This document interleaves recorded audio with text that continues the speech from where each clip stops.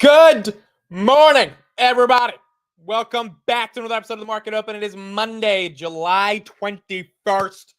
We are here and we are live. This is going to be one of the most important weeks in the month of July because we got Tesla and Google coming up on Wednesday. So we got a lot to talk about in terms of analyzing what's going to go on with Tesla and Google. Those are going to be two category-defining earnings for this Q2. Already, we've had some pretty good earnings. We had Domino's and Verizon this morning. We'll talk about both those earnings, which were relatively good. Not like crazy amazing, but definitely not bad. Kind of consistent with the overall trend that we've been seeing for Q2 so far.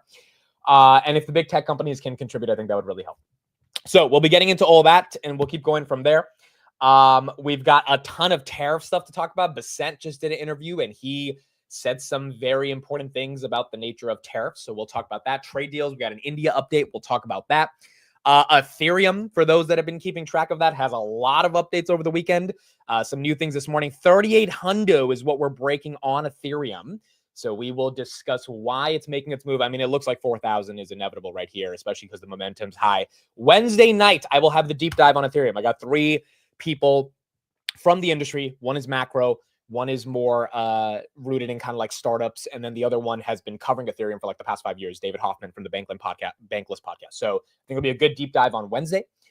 Thursday, we have a MicroStrategy deep dive. Jeff Walton, I believe is his name, is the guy I'll be interviewing.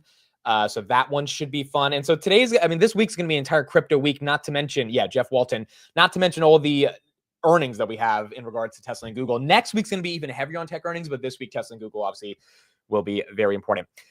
Grab in the pre-markets is green, breaking above 550, up about 4%. We will talk about why a bank that analyzes Grab from Malaysia basically put out a report, and they said, we think Grab is absolutely going to destroy Q2. And that is why Grab is getting some love right here. So we'll go further into that. You got NVIDIA green in the pre-markets. Tesla, I am now a Tesla shareholder. Some of you guys might have saw my tweet. I bought 100 shares last night at $3.35. I'll talk more about the logic of that, but I told you guys I was going to buy before earnings. I am officially in, and we'll talk about my strategy for Tesla going further. Palantir right here, 154. Robin Hoodie, 109.51. Even though we did not get in the S&P 500 on Friday, for those that are wondering why was there even a possibility, it's because Chevron acquired Hess, which means a spot opened up, and as a result of that spot opening up, Robinhood was one of the names outside of about 10 names that could join, and instead of Robinhood, the S&P 500 committee decided to pick Block. So we'll talk about that a little bit later as well, but that also happened on Friday. So it is what it is. We didn't get it this time, hopefully in September, but we'll keep pushing for it. I'm sorry I could not do the future show last night. I was out with my family. My grandparents are leaving back to India this Saturday. So just trying to spend as much time with them as possible. We went out to Exchange Place in Jersey City. For anyone who knows that, basically Exchange Place, you get the best view of the skyline. I mean, this right here, this is the view. It's absolutely gorgeous. And we saw it when the sun was setting. So I was out there last night, but we are back. We're live and we're alive. And it's time to get into it.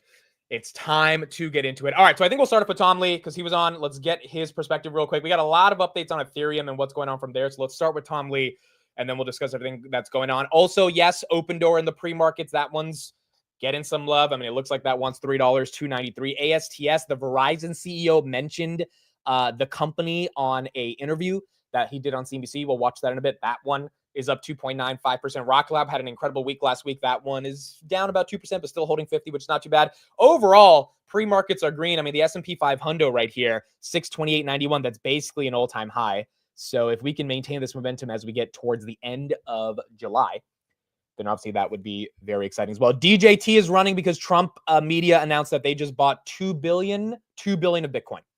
So that's why that one's up 7%. Basically, every company is turning into a Bitcoin treasury to some extent. So there you go. DJT is up 7% based on Bitcoin. All right, let's listen to Tom Lee, and then we will keep going from there. Many people, when April happened and we had Tariff Armageddon and the market went into a free fall, investors liquidated because they thought we were entering a recession.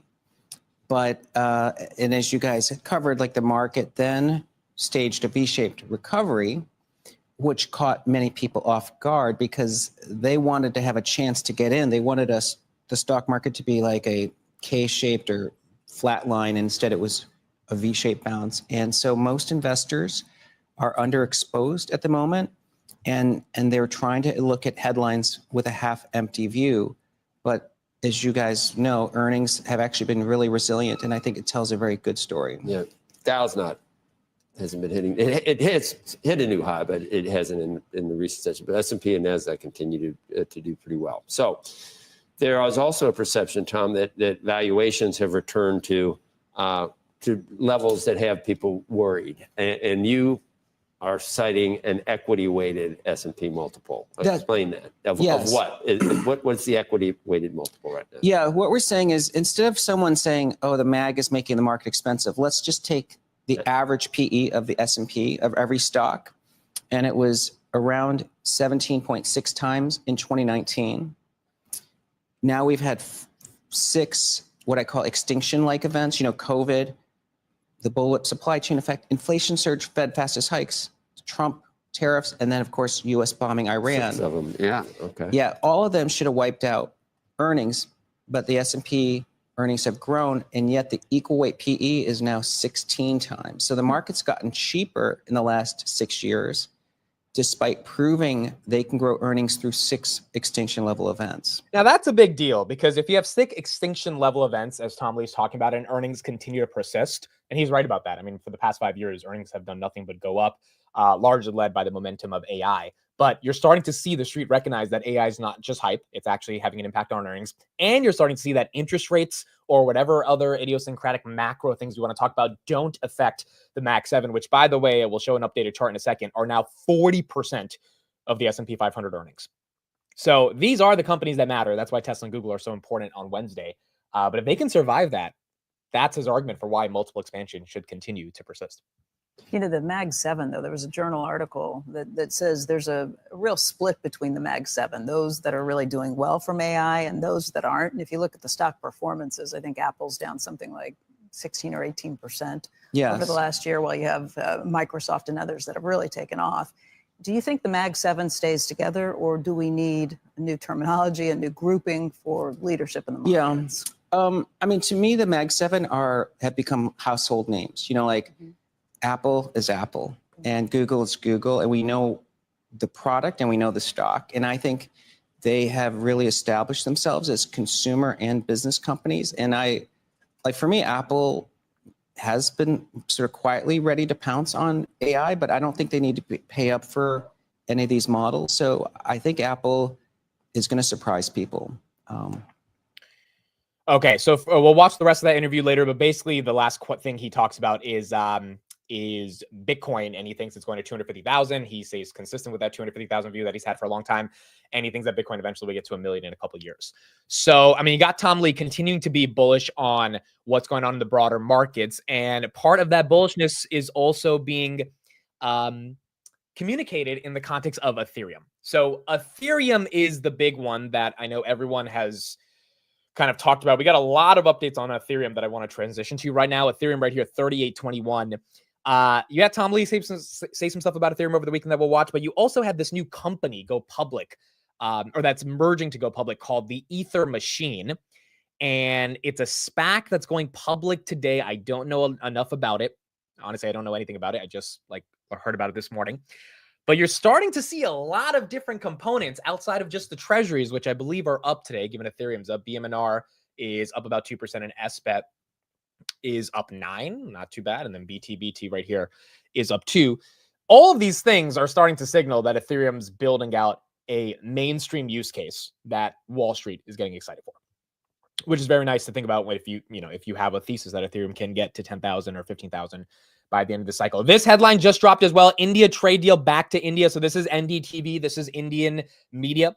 They are reporting that a deal with the U.S. is likely by September, October. Now, again, Bessent has been promising deals in July. We haven't really gotten any outside of Indonesia. He's been then saying, all right, we'll get it in August. Then we have this August 1st trade deadline that's coming up. My belief continues to be that August 1st trade deadline, we will all get to eat a taco again. I don't think Trump wants to mess up the momentum of the market. There's a bunch of tweets that Trump put out over the weekend, and essentially he referred to his presidency being validated by the stock market, even though he says he doesn't look at the stock market. So I don't think they want to mess up anything on August 1st by actually imposing like 40% tariffs on these countries. And if they do impose it, it's for countries that we barely have any trade with. So I don't think the market will react that much. But if Indian media is saying, hey, we're going to get a deal by September, October, what's the likely scenario on August 1st? We delay it till September 1st. And I think the markets will be able to overlook that, which would not be the worst thing in the world. All right, so here's this new company. Let's transition to Ethereum. It's called the Ether Machine. And yeah, I'll let you guys see what this guy has to say. But this is a new public company that is built and essentially will try to become a holding company for Ethereum. On it, Bitcoin that can be moved from peer to peer. Right. But Ethereum can tokenize any asset. And with that, we're seeing product market fit with stablecoins. Right. So the majority of stablecoins are being generated on top of Ethereum. And Ethereum is able to embed any type of digital asset, a bar of gold, a barrel of oil, a stock, a bond, a derivative, and then embed those into digital legal agreements. And in doing so, you're able to expedite the velocity of money. You can have employment contracts that get paid by the minute, as an example. So, but just so I understand, let's just talk about this particular transaction. Sure. There's a blank check company, a SPAC effectively. Yep. And then there's your business. Yes, sir. And you have something like $600+ million worth of Ethereum, which is from your own personal balance sheet that's going into this vehicle. Correct. I wanted to lead by example. I'm not going to recommend anyone do something that I wouldn't do. And we are going to actively manage Ether for institutional and retail investors and generate the highest possible yield within. So the only reason you would buy this is because you get a better yield from them versus buying Ethereum on your own. I don't know exactly why you would get a better yield. I'm assuming that's the intricacies of the company, what they do with that Ethereum, but it looks like they're trying to get 400,000. Tom Lee has 300,000 and SBET has about 280. So they would want to get a bit more than the leading Ethereum treasuries. Why would somebody invest in and buy shares in this company, which effectively could be like a micro, could I call this a micro strategy for Ethereum? I don't know if that's a fair way to, but why would I buy this company as opposed to just going off and buying Ethereum? Great question. MicroStrategy is a buy and hold because Bitcoin doesn't have intrinsic yield to it. Ether is a productive asset. So we can generate yield by staking and participating in the decentralized financial economy. For those who don't know what staking is, just explain it to the audience. Staking is generating yield by securing the network and processing transactions. So in Bitcoin, you have proof of work mining, where you have hardware, real estate, and electricity that you have to spend. Ethereum doesn't need any of the hardware, real estate, and electricity, and does it much more efficiently through proof of stake. And we can generate yield intrinsically within Ether. One of the things about a MicroStrategy, for example, is it is a levered vehicle, if you will. Will this be, quote unquote, a levered vehicle? Will you leverage up to buy more Ethereum? We do have the ability to access the debt markets and the equity markets, and that's one of the advantages to a public vehicle. And so, again, though, go back to I could go buy some Ethereum on Coinbase if I wanted to, or I could buy shares in this new venture. So if one were to purchase Ether, that would be like having a stock, but or the ETF right now, without access to the dividend. Ether produces yield if it's properly managed. And that's what you call the Ether. What I'm getting from this is that they're going to do a bunch of staking with their Ethereum. I mean, maybe they do some other things, but the yield per share that you'll get of ETH likely will be due to the staking of Ethereum, which is uniquely something that you can do on Ethereum. But that's not the most convincing reason to buy an entire company versus just Ethereum itself. But maybe there's some other things they're going to do as well. Their machine. Yes. And so the ETFs right now don't generate yield because they don't enable staking.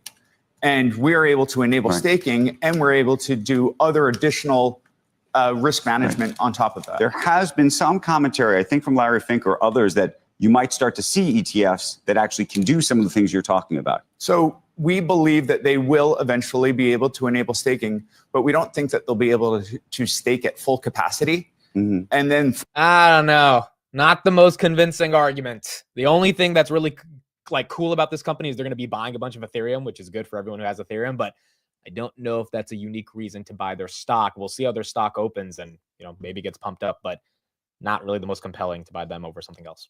Furthermore, they're not going to be able to participate in the active management of the decentralized financial economy. So this is Ethereum staking plus participation in the DeFi economy. So you're an Ethereum guy. Do you own Bitcoin? I'm not. I do not own Bitcoin. None. I'd rather have an iPhone than a landline. Ooh, that's like a sick burn, the kids might say. But the sick burn is that Bitcoin has done a lot better than Ethereum over the last decade. That's wrong. Ethereum has 50x Bitcoin over the last decade. If the price of Ether per Bitcoin over the last decade is materially improved. If over the last decade, since Ethereum started, you would be 50x wealthier had you owned Because it Ether doesn't include over the previous 10 years. You're talking about just the last 10. since inception of Ether. No, I know. So since the Genesis block of Ethereum, if you go from the original price of Ether to where it is now and go back to 50 cents for Bitcoin to where it is now. Well, that's not the last 10 years. The last. All right, so I don't know who this guy is, but he has some new company around it. This is the type of stuff that makes you feel we are a little toppy. This is the type of stuff that makes you feel when these types of people get a platform and they start talking like this. I wish him all the luck in his company. I wish all the shareholders luck, but it makes you feel a little okay. It's getting a little frothy here when you got people like this, and this is their response to these types of questions. Also, like, what he could have just said, yeah, Bitcoin's outperformed. Like, my response would have been like, yeah, Bitcoin since inception has outperformed Ethereum, but I think Ethereum has more utility going into the future. I think Bitcoin is a great asset. It's going to be a great store of value. I just think Ethereum in the context of stable coins and NFTs, smart contracts, staking, etc., is more valuable, and that's why I like Ethereum. Simple. You don't have to be antagonistic to another asset just to like your asset, you know? And you gain more credibility by acknowledging the value of other assets while also being bullish on your own assets. So I don't know, that was a little weird, but in general, there is a massive form of momentum happening around Ethereum. Here was Tom Lee over the weekend as well, explaining his Ethereum thesis, and then we will move on from there. I think in the near term, our technical strategist Mark Newton thought we could be seeing 4,000 for the end of the month for Ethereum, but that's not where it peaks. What's your price target for ETH as we head into the second half of the year? Our price objectives at Fundstrat. So I wear a couple of hats. You know, I'm the chairman of BitMine, but I'm also the head of research at Fundstrat. And actually I have a third role, which is the CIO of Fundstrat Capital. But at Fundstrat, Sean Farrell is the head of digital assets research. And by the way, you can see in Tom Lee's office, he has a bed behind him because he sleeps at the office. He commented about that on Twitter. This man's dedicated. He is trying to make this really happen. And he's given me some informal sort of targets. One way he thinks of this is that if we look at Circle and its free cash multiple, which now is like 130 times EBITDA, on an equivalent basis, Ethereum's closer to 15,000. And that makes sense. I think the layer one, as you know, as you get into layer one, you should apply a higher multiple to like sort of theoretical usage because it's the same reason software companies get higher multiples than retailers, right? The more you're getting away from the customer and the more it's pure signal, you apply higher multiples to that business. And so I think in the near term, our technical strategist Mark Newton thought we could be seeing 4,000 for the end of the month for Ethereum, but that's not where it peaks. He just thinks that that's the first target. And then I think something, you know, if Sean Farrell's math is correct, you know, then I think 10 to 15,000 actually makes sense too. By the end of the year? It could be end of year, it could be sooner. I mean, it just really depends. But that, and again, that wouldn't be the cap. All right. So he's saying 4,000 by the end of the month, potentially 10 to 15 by the end of the year. Before we move on from Ethereum, I'm going to do a poll in the chat and kind of get a little bit of sentiment weighing in from everybody. Are you in Ether in any way? Treasuries, the coin itself, these Ethereum ETFs. I mean, look, it's hard to, I mean, this thing was 2,200 a month ago. It's now nearing it on 4,000. The last time I got to 4,000 was December. It obviously feels bullish. The number one reason why I'm seeing there's some potential in Ethereum, and by the way, if you own Robinhood, Ethereum is going up is really good for you. And one of the reasons Ethereum is really good for you if you own Robinhood is because our resident milk expert decided to become a crypto bro over the weekend. And look at what he texted me. I just bought some ETH on Hood since it was much cheaper than Coinbase. Coinbase was charging him $14.50. Robinhood was charging him $2.50. And no one give me any shit about the spreads because I bought some Ethereum last night, like about $5, and I tested with smart exchange routing and without smart exchange routing. There was a 0.1% difference in the spread. With smart exchange routing, it's 0.70. Without it, it's 0.69. So you pay 0.1% more on like the actual fee you have to pay. Coinbase is like 1.75. And it was like Ethereum was like 37.65. I paid 37.67. Like there is no spread that people should be complaining about. And if you don't believe me, like download Robinhood and try it out yourself. So I think for Robinhood, uniquely, Ethereum going up is great because more people are trading it. Robinhood gets these juicy crypto fees that have 90% margins. And number three, more trading volumes overall means good progress for the transaction revenues. So Ethereum going up is actually very bullish for Robinhood. Now, why is this important in general? I think stable coins are starting to become one of the de facto ways that the financial system will operate. We know on Friday we had that landmark piece of legislation get signed by Trump around cryptocurrencies. The Genius Act was part of it. The only reason I'm even entertaining why Ethereum sounds exciting is because of stablecoins. Like to me, it's not because of NFTs. It's not because of smart contracts. Maybe those things could be bullish, and I'm just not that educated on those. But stablecoins I've been trying to learn a lot more about, especially with the IPO of Circle. If stablecoins are going to go from a $250 billion industry to a $2 trillion industry, as Scott Bessent has predicted, and the federal government uniquely wants that industry to exist because they need demand for their treasuries, if 30% of those gas fees go to Ethereum, Ethereum's going higher. It's just that simple. It's going higher. And so I think for a lot of people wondering what is the reason, I mean, people might have tons of different reasons. You have ETH maxis that just like fully love Ethereum and they're never going to give up on it. For me, it's just logical. I kind of take Tom Lee's approach to it as well, which is a lot of data around what the industry is going to do for this asset that it's going to run on top of, not to mention the tokenization element, which I'm intimately starting to understand better because Robinhood is introducing it at a global scale. Robinhood has introduced it on a layer 2 for Ethereum. So it's really, really hard to not be bullish on the underlying asset if we think we're going to tokenize the majority of US assets, not just stocks, but real estate and all the other different like barrels of oil. I mean, there's so many different ways you could tokenize this stuff. And if stablecoins are going to be a major part of this overall thesis. Here was Trump on Friday talking about this landmark legislation officially being passed. The entire crypto community, for years, you were mocked and dismissed and counted out. You were counted out as little as a year and a half ago. But this signing is a massive validation. And even before this signing, over the last year and a half, I think your stuff has gone up more than any stock, or just about more. A couple of stocks that were pretty good, I will say, but you have certainly as an industry gone up more than anybody. Nobody's gained the respect in such a short period of time. But this signing is a massive validation of your hard work and your pioneering spirit and your ability to never give up, because a lot of people would have given up 2-3 years ago. So I want to thank you for contributing to the incredible strength of America. This is going to make it stronger, and congratulations on this incredible achievement. You've made our dollar look really good and strong and powerful. It's good for the dollar and it's good for the country. And that's why I backed you at an early stage. And I also did it for the votes, because you did come out and vote. I will tell you. I mean, dude, it was a major piece of legislation. I know there's a variety of different concerns people have around the Trump administration. Obviously, with the Epstein files, I have those as well. When it comes to crypto, he is opening up the possibility for Wall Street to embrace crypto and for innovative companies like a Robinhood, like a Coinbase, to really embrace crypto. And ultimately, if this was one of the reasons that you voted for him to open up crypto and decentralize the financial structure that exists globally, I mean, the administration is embracing it. And I don't know how much more you could ask them to embrace it in terms of the new SEC chair with Paul Atkins embracing tokenization, getting this legislation passed within a couple of days after one of the votes failed. You know, Trump went to the Capitol. I think the senators came to the White House and he talked to them and got them to agree on it.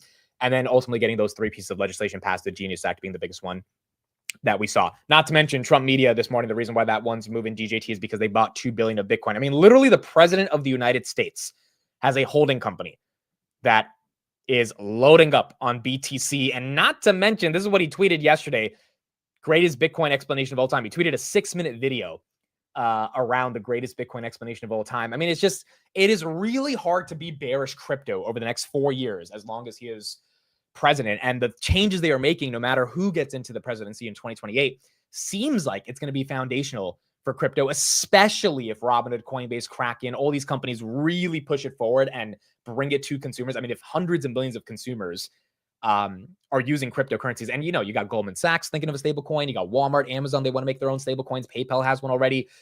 When you have all these stable coins that are handling trillions of dollars of transactions, that is also going to be something that can't just be reversed if you have a new administration. So it looks like crypto is here to stay.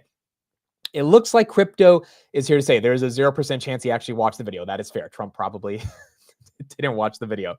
I didn't watch the video either. But the point is, the fact that he tweeted it just seems like we are getting into a new world when it comes to when it comes to crypto. And you know, I think I said this in January when he launched the meme coin. As much as I hated it because I could not stand someone using their power to launch a meme coin, like it just felt ridiculous. It was bullish for crypto. Like it was bearish for Trump from an ethical perspective, but it was bullish for the fact that the president of the United States of America launching a meme coin means that it's anything goes. At this point, it's anything goes, and they're going to open up the possibility for crypto going further.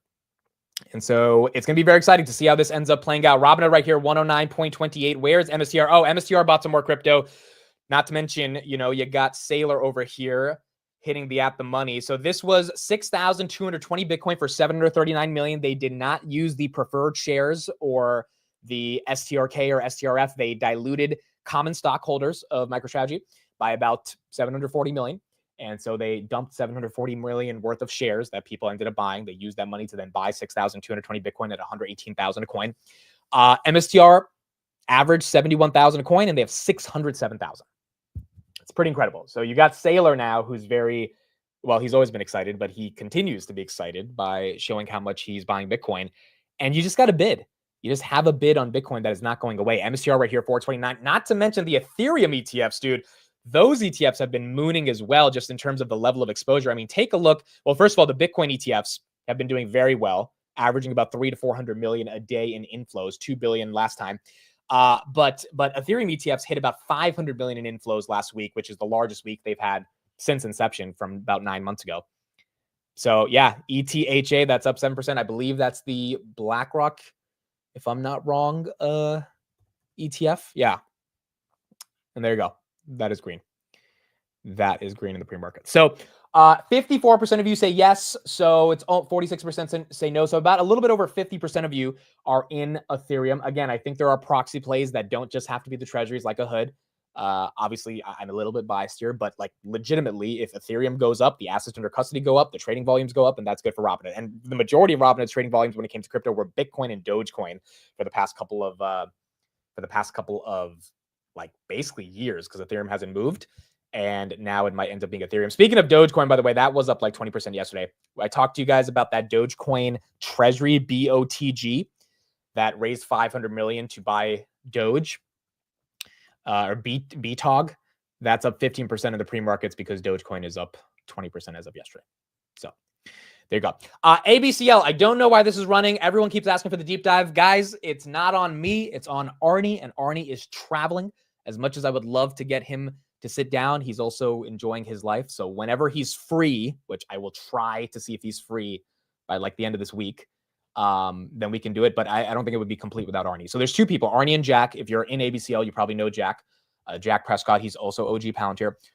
Jack, I think, is free. Once Arnie gets free, we'll do the deep dive and we'll go deeper from there. But look, I don't know why it's running, but it's up 11%, passing $5. It's up like basically 70% over the past month. So obviously there's a lot more excitement and momentum. And this one's getting some love.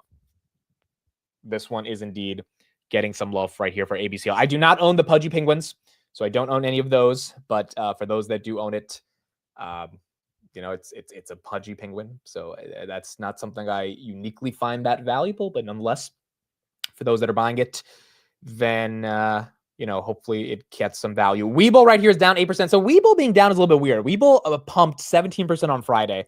And then it tanked after they introduced the details of the Yorkville dilution. Now, they didn't say anything new. They already announced that they were going to sell $1 billion worth of stock to Yorkville at a discounted rate. And then they introduced like the terms of the agreement, and then it went down 8%. They didn't actually dump the 75 million shares at 12.56 in the open markets. At least not to my understanding from how I read the SEC file. So I don't know why it's down. I kind of expect it to reverse, because why would it dump just for introducing the terms of the deal? Everyone already knew the deal, and it dumped already 2 weeks prior. So I kind of feel like it was a knee-jerk reaction, but we'll see how the stock treats it later. And maybe people are just expecting that dilution is coming soon, so people are selling it off before they end up getting diluted. Open Door right here up 23%. Look, I'm not in Open Door. I'm sorry. I don't see the thesis. I think this is a lot of hype. I think this is, quite frankly, a pump and dump. That's my honest opinion. And because of that, if you're in the pump, hopefully you get to dump before it dumps. Maybe it doesn't dump. Maybe it's going to $82, as all the people say. But I just don't believe in it. I think a lot of it is rooted in momentum versus anything else. And honestly, I'm not short, so I will be very happy to be proven wrong. It would be really fun to see Open Door go from $2.25 to $10. Like, it would really would, like, just to see it play out. I personally don't want to chase it. I haven't chased much any of anything this entire year outside of Weeble, and even with that, I didn't feel comfortable doing it. So it's something I'm not going to engage in. But for those that are in it, and can time it really well, there might be some fun to be had. I am a little worried that it's getting pumped up this much, and there's going to be a dump eventually on people at the wrong time, and people are going to be left holding a bag. But Q2 earnings are coming out soon. If they can announce anything of that earnings that changes the narrative, which again, it's a $1.64 billion company, so I don't put it past Open Door to be able to recognize the opportunity. Hopefully, they don't do any dilution, because that would be horrible. But let's say they don't do that, and they realize that they can just kind of spin the rate cut narrative and try to get the street to understand their earnings as like a rate cut proxy play, and maybe the housing sector coming back is the tailwind that Open Door needs. Yeah, but at this point, I'm currently not buying it at these levels. Duolingo right here up about 0.5%. Square Block is up 9% because they got into the S&P 500. Robinhood got blocked from getting into the S&P. Hopefully next time. Square is a good company. Block is good. I keep calling it Square, but Block is a good company. My only concern here is that they are not growing like Robinhood. They're not executing like Robinhood. So, I mean, part of the reason I think the S&P 500 picked them over Robinhood is because it would be hard for the S&P 500 to outperform if they're picking Robinhood at all-time highs versus Square versus Block. That's, really has not made a move this year. $44 billion market cap versus Robinhood at about 99. So maybe that's why they picked it. But it felt a bit weird that they picked this one over Hood from a qualitative perspective. But hopefully September, Robinhood gets in. Oscar right here is up a little bit in the pre-markets. You've got Lemonade. How's that one doing? That one is up a little bit in the pre-markets. UNH took a beating last week. UNH up about 0.47 in the pre-markets. Open Door again up 23%. Robinhood down about 0.5%. Coinbase up 1.4. IBK are great earnings. They're down 1%. Grab is not doing too bad. 550. If we can hold 550, that would be very good. Real quick, why is Grab moving? The bank that analyzes them, called Maybank in Malaysia, they did some analysis on their earnings, and they foresee Grab's GMV growth and loan book growth to be very strong, accelerating Q2. They expect the on-demand GMV to grow 21% year over year, 11% quarter over quarter in Q2, driven by Grab's affordability push. They also think financial services are going to do very well going into Q2. So that one's moving based on that. Now, again, Grab, it's one of those things where it's had really good momentum. It's been strong. You got a lot more retail joining the party in terms of realizing this is like an actual company that's basically trading at 50% cash, and that there's a fundamental real thesis here for the long term. But it's got to hold its momentum, and I think it will, but we've got to see it through price action. The fact that it's holding 530, 520 to me is already like really encouraging for Grab. Tesla 340 or 334. Hopefully we go to 340. I bought some Tesla last night, 335. I am in. I will likely be selling the 390 call a month out. It's a simple thesis on Tesla. I mean, I wrote it up over the weekend, but I'm at the point now where I want to actually develop a Tesla position. I have Palantir, have Hood, have NVIDIA, really built those out, feel comfortable with those positions, don't need to be actively adding to them. Tesla's the one I don't really have enough of. And this is the time where the goal is about 1,000 shares a year and a half from now. So hopefully around this time in 2026, we will have about 1,000 shares of Tesla. Started off with 100. And, you guys can read my thesis on Twitter because I wrote up a lot of it. But my real thesis right here is this point. Elon has said everything you could possibly say to tank this stock. Earnings have been horrible. Deliveries have been not good, at least Q1 deliveries. And the max pain was 275. So, I mean, if it gaps up to 500, then amazing. But if it stays range bound, which is kind of my guess, 280 to 350 is the range, then I think that's where you can sell some calls on it. And if you have to deal with those calls because they get challenged, I think that's a good problem to have. I just don't think the brand damage is as intense as the street or people are saying, because I think the street's looking forward. And I think the street kind of has to look forward at this point because, there's a lot more to this Tesla thesis than just the brand damage. So it's the AI revolution. I don't think the S&P 500 goes to 7,000 and Tesla doesn't participate in that rally or that AI revolution. And I think if Elon, this is my dark horse, says anything about Optimus that is productive in regards to a purchase order or a letter of intent or a memorandum of understanding of a company that's ready to buy those bots, the street has no way to value it. And no one, including Morgan Stanley or ARK, two of the biggest bulls on Tesla on Wall Street, have actually put in Optimus in their valuation. Everything is rooted in robotaxis because they think Optimus is just super far away, which it probably is. But if Elon can give us any level of momentum on it, I think that is something that could also get the street really excited on Tesla. So that one, we have earnings, and we'll see. We'll talk more about earnings as we get through the market open on Wednesday. Big Bear AI, that's up 3.7% in the pre-market. SoundHound is up about 0.5%. D-Wave QBTS, that one is up about 1.54%. SoFi 21.94, just below 22. Googs, wow, 186. All right, so maybe Googs gets some momentum. We have earnings on Google. We'll talk a lot more about that. We got a bunch of upgrades this morning from Google as well. And then next week we have Apple and Amazon. And, the street's starting to get a little bit more bullish on Apple. Morgan Stanley said we expect a solid quarter from Apple. I think they have around a 230 price target. Apple right here at 212. I added it to my ETF at 198. So far, the contrarian play on this being one of the Max 7s that's lagging has worked out. Question is just if they can deliver some good numbers to keep this afloat. HIMS right here, 50.25. And then ASTS, that one is up 2%. Let's listen to Bessent this morning and see if he can give us any hope for deals that should be coming soon. I think that's on everyone's mind. Any progress that you can report on some of our big trading partners? Look, Joe, talks are moving along, but the important thing here is the quality of the deal, not the timing of the deals. And President Trump has created maximum leverage, as only he can do. And what we are seeing is like these imbalances built up over 20, 30, 40 years. And we are more concerned with high quality deals than getting these deals done by August 1st. Our trading partners were told that the rates could boomerang back toward the April 2nd levels. We can continue talking then. But again, we're proceeding at pace with the negotiations, but we're not going to rush for the sake of doing deals. We talked specifically about a couple of the countries we're talking about, and I'll start with the Euro bloc.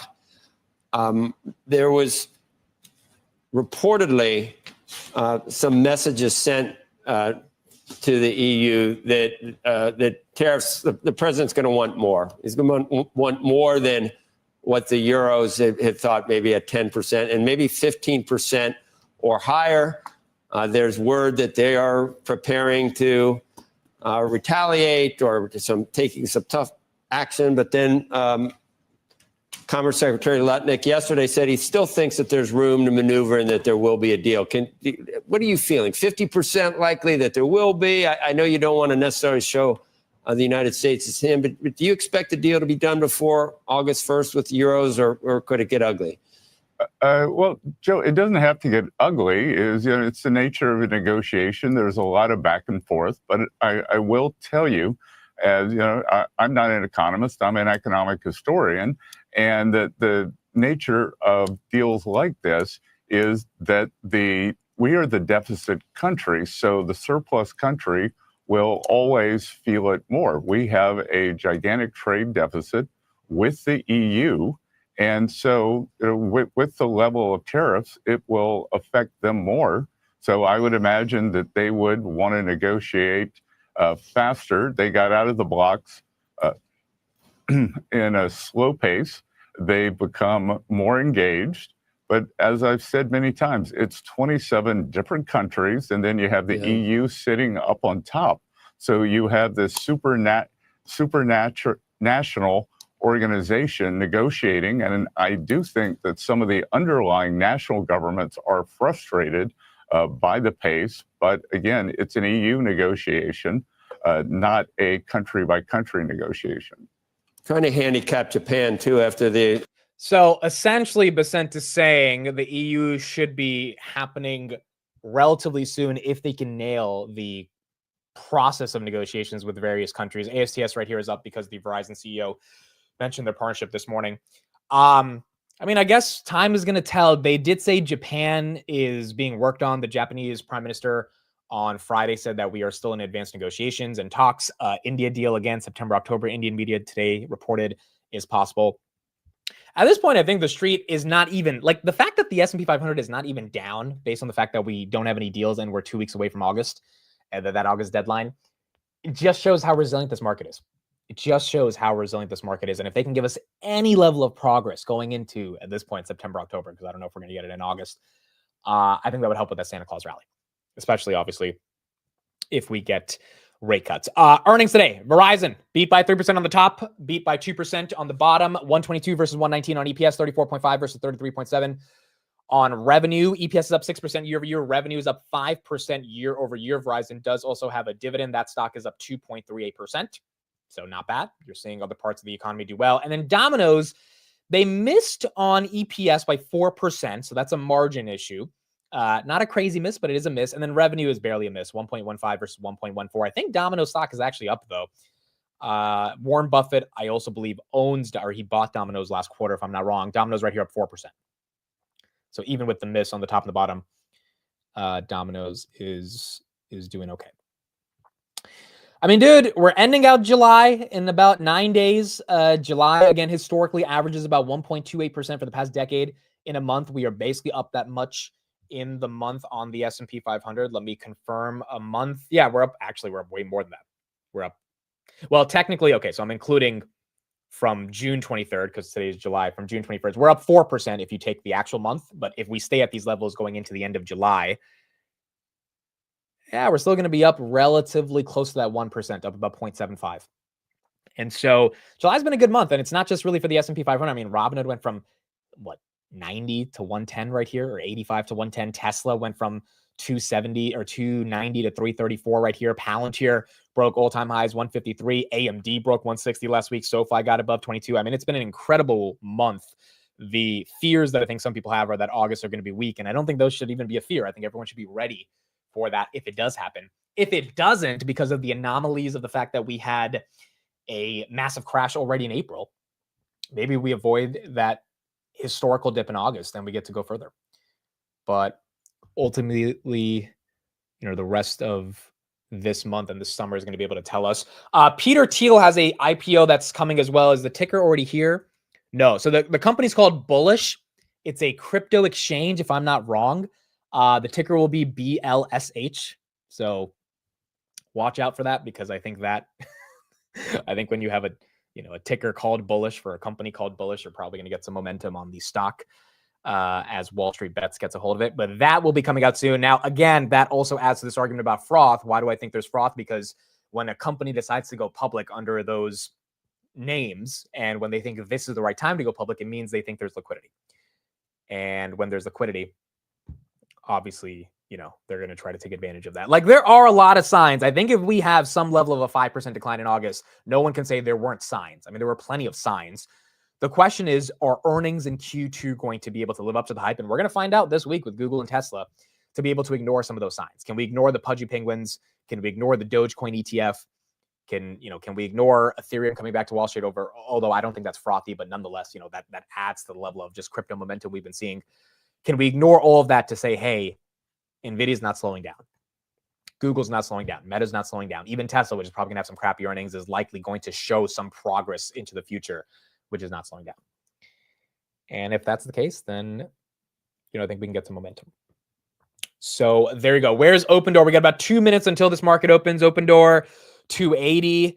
We'll see how that plays out. Again, you got Grab trying to crack 550. S&P basically at all-time highs. NVIDIA did get to 174 last week. There were some concerns about if they're going to be able to sell into China. Most likely they will be able to do that, even if some Republican senators have some issues with them selling into China. So that should be a tailwind. And overall, we just got to see if we can get through this week and continue to maintain momentum as we head into August. And then I'm really curious what the hell happens on August 1st, because we've tariffed the crap out of every single country with these threats of an August 1st deadline. I kind of think we'll see a taco and we'll move further from there, but August 1st is going to be very important. BMNR right here is up about 3.3%. SBET, which took like a 20% beating on Friday, that's up about 10.3% right now. After the bell, we don't have earnings today, like on the close, but tomorrow we have Intuitive Surgical, Enphase, Capital One, SAP, Chubb, and a bunch of other companies. We have Coke in the morning, Lockheed Martin, Raytheon, GM, etc.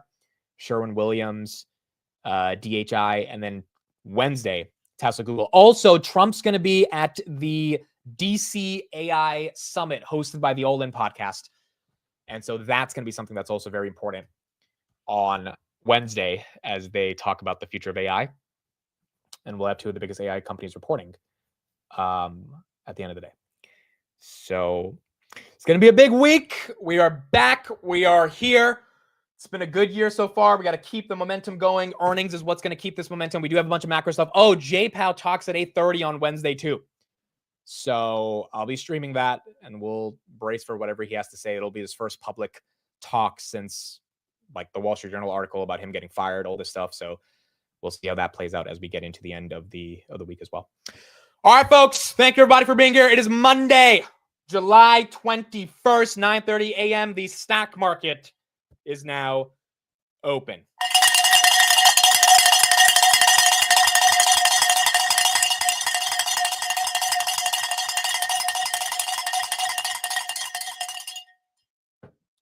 All right, wake your ass up. Let's get into it. Palantir opens up 153.75. That's basically flat on the day. Robinhood tries to go for 110.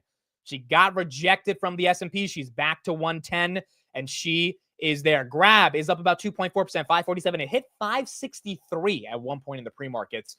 548 right here on Grab. That's up 2.5%. Google, wow, she's $3 away from 190. Psychologically, that would be very nice to see 190 on the Googs. 187, that's up 1.3%. NVIDIA, 173. Tessie, she's moving up 2%, 337. Tessie's moving going into earnings. Robinhood, 110. Palantir, 153. 86. Reddit, that's down 2%. Amazon, that's flat. Meta, that's flat. Salesforce, that's flat. PayPal, slightly green. Elf, that's down 1%. Apple, to 1194. That is green. Where is Rocket Lab? Rocket Lab is down about 1%. Not too crazy, given it was up about 20% last week, or up 30%. Big Bear AI, she's moving. She wants $9. Big Bear AI, 7.9%, 859 right there. Walmart, 95.24. That's flat. Lyft, 14.93. That's flat. IREN, 18.57. That's up 3.5%. IREN doing very well over the past couple months. IBKR, even though it had a good earnings, that's down about 2%. I think it was up about 5% on Friday, which is not too bad. Hoodie goes red. 108.74. So you got some sellers at 110. Tesla also goes not red yet, but it's down from 337. Grab doesn't go red, but it does have a red candle. So you do have some sellers in that 540 range. So within the first 2 minutes of market open, you have some big pumps, like within those first 30 seconds. And then you have some relatively big dumps of at least giving away some of those gains, kind of across the board. Even Google from 189 back down to 188. So so far price action is relatively flat. I mean, there's not super bullish, not super bearish, but it's kind of giving back some of the gains. Open Door, 268. So that's up 19%, but it's down from it got to 320 in the pre-markets, if I'm not wrong. It was definitely at 290. So that one's giving back some of the gains, but it is up 20% from Friday. Where is UNH? Is that one green? Grab right there, 535. Reddit is at 147. Amazon's at 226. UNH is green, 284. UNH is green. ASTS, that one is at 58.55. Okay, so ASTS also is green on the day. Again, Verizon CEO mentioned them, which was good. ABCL, that was up 15% in the pre-markets. Okay, Legend is being too slow with the charts. I'm sorry, Legend. We got to go back to Webull. You can't be that slow loading up these charts. ABCL, that one, wow, that's moving. 18%. That one's moving, folks. Wherever Arnie is on vacation, he is having some fun right now. Oscar, 1356, that's up 1%. UNH is up 1.4. The Dogecoin Treasury BTOG, that's up 10.8. Where's Webull? Are they still down 8%? Wow, Webull's down 10%. Okay, so I'm confused why Webull's dumping. All they did was release the terms of the agreements for the Yorkfield. It's not like they introduced the dilution. Like, people knew about that a week and a half ago. So I'm actually confused why. And this thing got to $17 at like freaking 4:45 on Friday after hours. We were live waiting for the S&P news, and then it just dumped right after the S&P news came out, because they also released this like SEC filing on dilution, but they didn't actually dilute. Grab right here goes red, so Grab goes red. All right, so you got some selling pressure on Grab, down 1.3%. Grab's, it's got to hold 520. That would be important. So 525 right there. It did get to 540. It's encouraging that it even got to 540 today, but again, you're going to have some sellers right there taking advantage of that pump. DJT, that's up 6%. They're buying $2 billion worth of Bitcoin. Palantir is flat on the day. AppLovin's up a little bit. Where's Hoodie? Are we still holding 108? We are not. We are holding 107, or we're dumping to 107. 107.50. That's down 2%. Amazon's up a little bit. Google trying to hold 188, just below that. So that one's down. Lucid, they got a $300 million investment by Uber. That's up 1.48%. Where is Uber? Is that at all-time highs? Uber a little bit below. All-time highs 97. It's at 92. And you're seeing a lot of this stuff kind of just go flat. Amazon's up a little bit. Meta's up about 1%. Circle's down 1%. Circle's up 20%. Circle's at freaking 270 on Friday, back down to 220. HIMS is down 1.4. Oracle 244. ASTS is losing its momentum from 60. That one, same thing like Hood and Palantir kind of giving back some of the gains. Big Bear was up 9%. Now it's up 3%, giving back some of the gains. United goes red. It's almost like the first couple of minutes you had people buy in and they just decided to sell right after they bought for whatever small percentage gain. Snapchat breaking above 10. That's nice to see. I already have some BMNR. I have about 30 shares. So, I mean, like I have a little bit of a position. BMNR right here up about 3%. I'm still like trying to understand the Ethereum treasury. It's better to know if I should buy them or Ethereum, but not super heavy in this one right now. ONDS, how is that one doing? That one's up 10%. All right. If I'm not wrong, this is a drone platform company. So that one's green.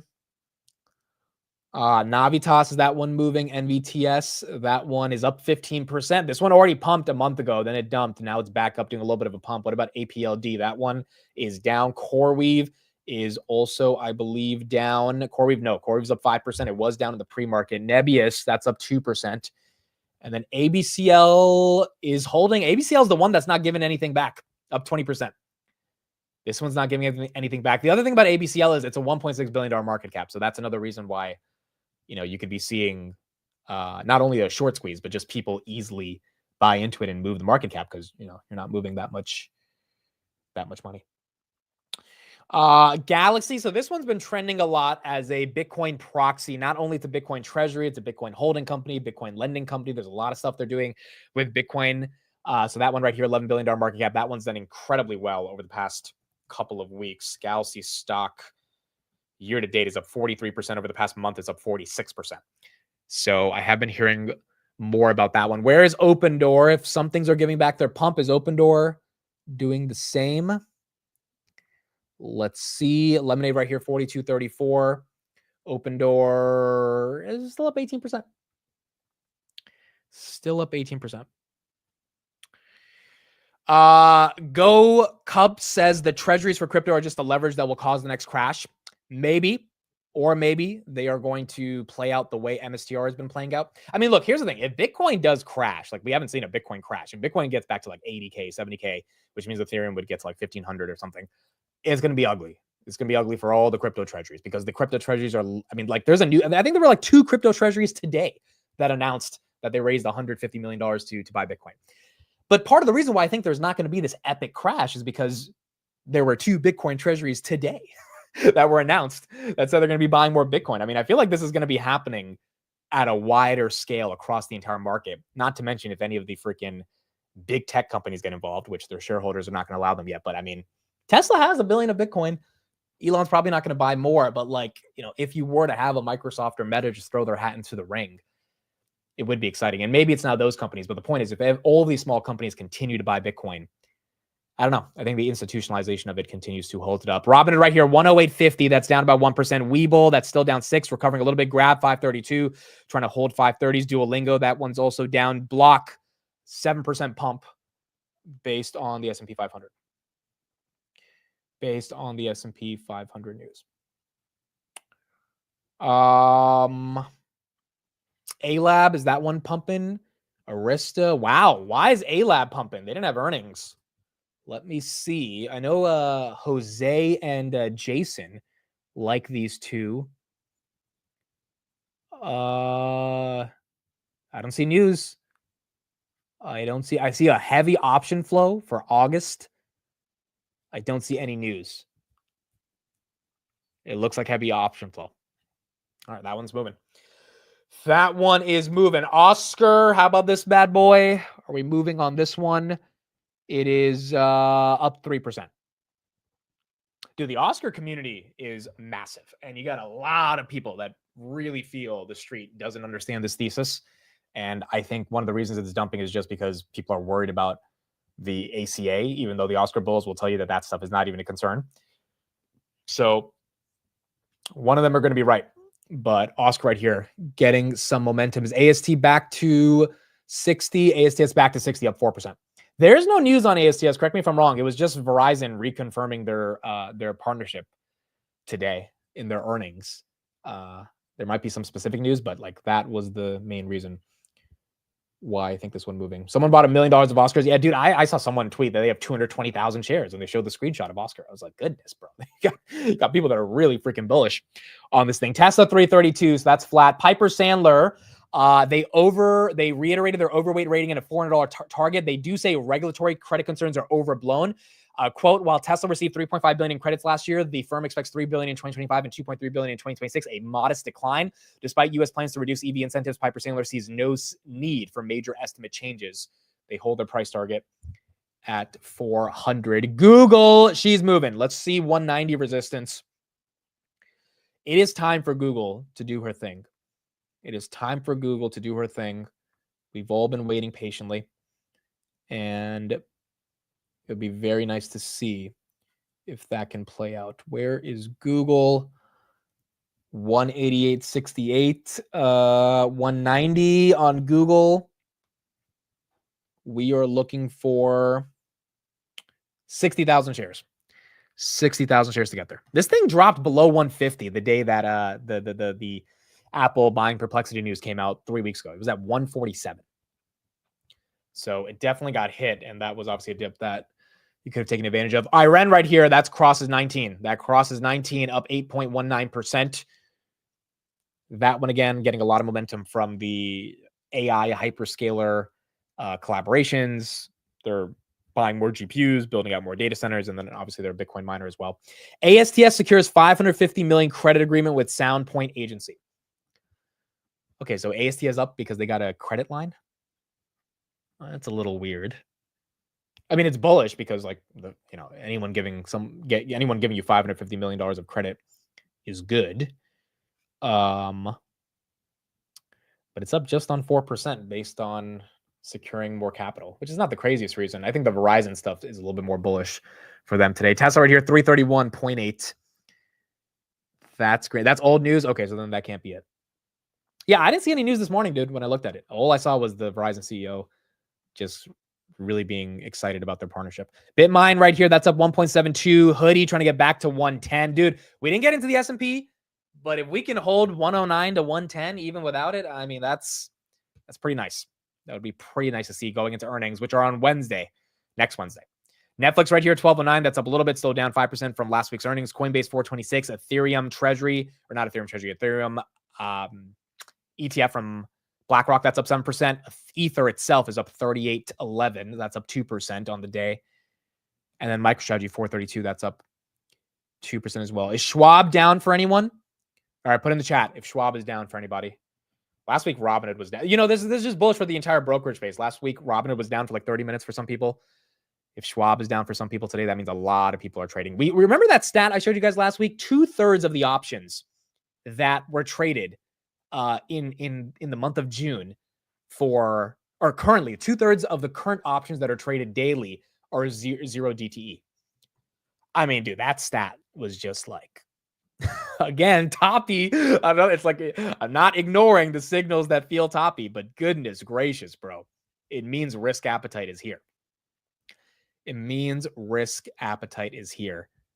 And it's pretty freaking aggressive. So you do have a lot more people that are ready to trade. I'll pull up that chart right here, and then I'll show some other charts in a second. Tesla right here, 331. This was the chart. 0-day options volume reached a historic high this quarter. 2/3 of all daily option volumes are led by retail 0 DT. I've never done a ZT. The most I've done is like a 1 week or a 2 week option. I've never legit done a 0 DTE. They can be very lucrative if you get it right, but you could also lose all your money if you do that as well. So it's one of those things that's gaining more momentum. Here is this chart that I talked about in the morning. 10 largest companies as a share of the S&P 500. This is like the magnificent 10. 40%. 30% of the earnings and 40% of the market cap. 40% of the 22 trillion market cap of the S&P 500 are the Mag 10, and 30% of the earnings are the Mag 10, which is pretty freaking incredible. I mean, we obviously have a market that is consolidated, but those are the companies that are putting up the earnings. Pounce right here, 154.38. That gets back to 154. Oh yeah, CryptoPunks. I saw this headline. Someone spent 20 million. Do you guys remember CryptoPunks? These were one of the original NFTs that people bid like $7-8 million a punk for, and then I think they fell to like, I don't know, like 40,000-50,000. It was their value like by the end of 2023. Someone spent 20 million over the weekend buying more, and obviously that doesn't feel healthy for buying 20 million worth of CryptoPunks. And you know, a lot of these CryptoPunks and these NFTs, A-Lab, by the way, up 14%, they run on Ethereum. So maybe you could say, oh, well, they're getting excited about Ethereum, therefore they're buying NFTs again, because a lot of the NFTs and the smart contracts that verify your digital ownership run on Ethereum's blockchain. But still, you're not buying Ethereum, you're buying the CryptoPunks. And so they're anticipating CryptoPunks and NFTs will rise to prominence again, which maybe they will. But again, it's paying $20 million for a JPEG. And I know it's not just a JPEG, but it is a JPEG. So it's one of those things, bro. Obviously can feel a little toppy. It was not Triple V. It was not true. Although Triple V likes throwing out super chats, he does not waste money, bro. He's not, I don't think he would put 20 million into an NFT. I mean, I don't know, dude. If NFTs come back, that's a whole different sector of the economy that could be super bullish for Ethereum, because a lot of these NFTs run on Ethereum's blockchain, you know? S&P, wow. S&P's about to hit 630, folks. We are 10 cents away. 10 cents away from hitting freaking 630. Is Googs at 190?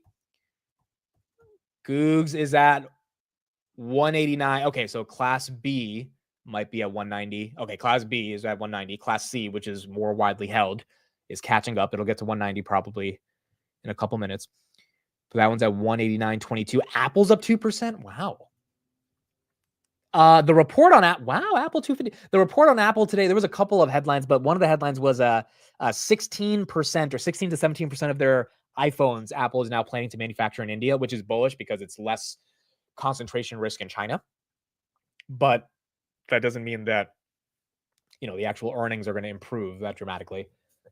The thing about Apple is, again, and this is why I picked in my ETF. A, you know, everyone just hated it, so it felt a little bit contrary. And B, the street's not going to let Apple go bankrupt. And when I mean bankrupt, I don't mean literally bankrupt, but you know what I mean. The street's not going to let Apple underperform if the entire market's going to 7,000. Like, it's just not happening. They're going to come up with some way to say Apple deserves to be a $250 stock. And if Apple can give us something, like anything on earnings, just like even a sliver of hope of AI outside of liquid glass, then I think the stock goes higher, because the passive inflows love it. So many people are so wealthy on Apple. You know, they're not selling because it's freaking Apple. So they just got to give us something on earnings, and I think this one will do well. Google right here, 189.30, and then the other Google is at 190.21. That is green. Oscar to 14. Okay, not bad. Breaking through 14 is nice. That's up 4.7%. Iren is up. We looked at that.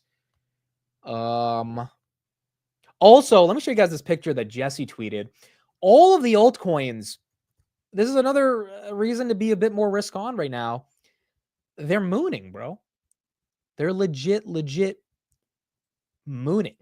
And a lot of these run on Solana, but a decent chunk of them also run on Ethereum. Look at this picture. Look at this thing. I mean, all of these things, this was yesterday, so it might be a little different right now, but these are all just a bunch of random shit coins. All of them, not a single one red. Pepe, WIF, CFX, the Penguin one, PNGU, HBAR, which might have some more utility, might not be that much of a shit coin. But I mean, if you got all these coins going green, obviously risk on appetite is there. Question is just going to be how much it can continue to perform. By the way, Tom Lee did say in the morning that he is bullish on Apple, not bullish on Apple, but he thinks that Apple is, he wouldn't count Apple out just because they're late to the party on AI. So maybe that also is a little bit of a reason why Apple's getting some love right here. Open Door, is she going for 3? She's going for 3. 7 cents away. She's going from 3. Yeah, Link is not a shit coin. I know, it's just like he he just gave a picture with a bunch of coins. A lot of them were shitty, but yes, there are obviously a lot of coins with utility. Steve, by the way, bought HBAR. So he's in it. Steve's becoming a crypto bro. He's buying Ethereum, bought HBAR. He's going to do a DCA, he told me, every month on Ethereum. He still doesn't like Bitcoin because he thinks Bitcoin has no utility, but still. The BlackRock Ethereum ETF $36 call for October 17th, 713 in premium. All right, so you are seeing some of the option flows come in for the ETH ETF. Yeah, look at this. QBTS up 3.5%. Big Bear is up today. I mean, risk is on, folks. Risk is on. QBTS, there was a headline today that they saved a company 5 million, or they not saved a company 5 million. They get their ROI on a company using one of their quantum services was 5 million. I believe I saw that in the morning. And so that's one of the reasons why that one's probably up 4%. Rigetti last week absolutely smashed. Rigetti was up 40%. It's down about 2% right here. Navitas, again, that one's up 30%. I don't know if there's a headline on Navitas. Let me check real quick. There was a headline 2 weeks ago or a month ago when it initially moved. No, dude, there's no headlines. It's all... wait, no. Is there... No, all they did was announce the date of earnings, August 4th. This is like Open Door. Open Door 2 weeks ago announced the date of earnings, and the thing just went up 20%. Everyone was like, yes, earnings is coming. I don't see the headline on Navitas outside of they just announced this morning they're gonna have earnings on it. So August 4th, we have Palantir, we have Navitas, we have HIMS. I think we have a couple other companies. August 4th is gonna be a big, big day for earnings.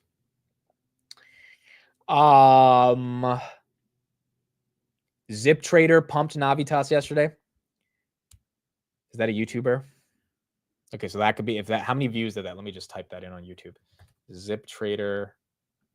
I mean, for these small stocks, sometimes that could do it. Did he get 145,000? Oh my goodness, bro.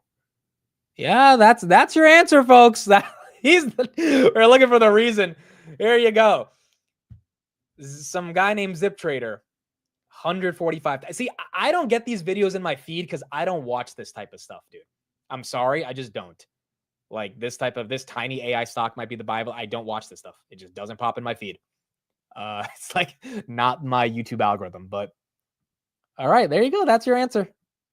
That's your answer. When 145, how many shares outstanding are for Navitas? Yeah, 140 million, and then it's also short. Let me check the short float. That'll do it.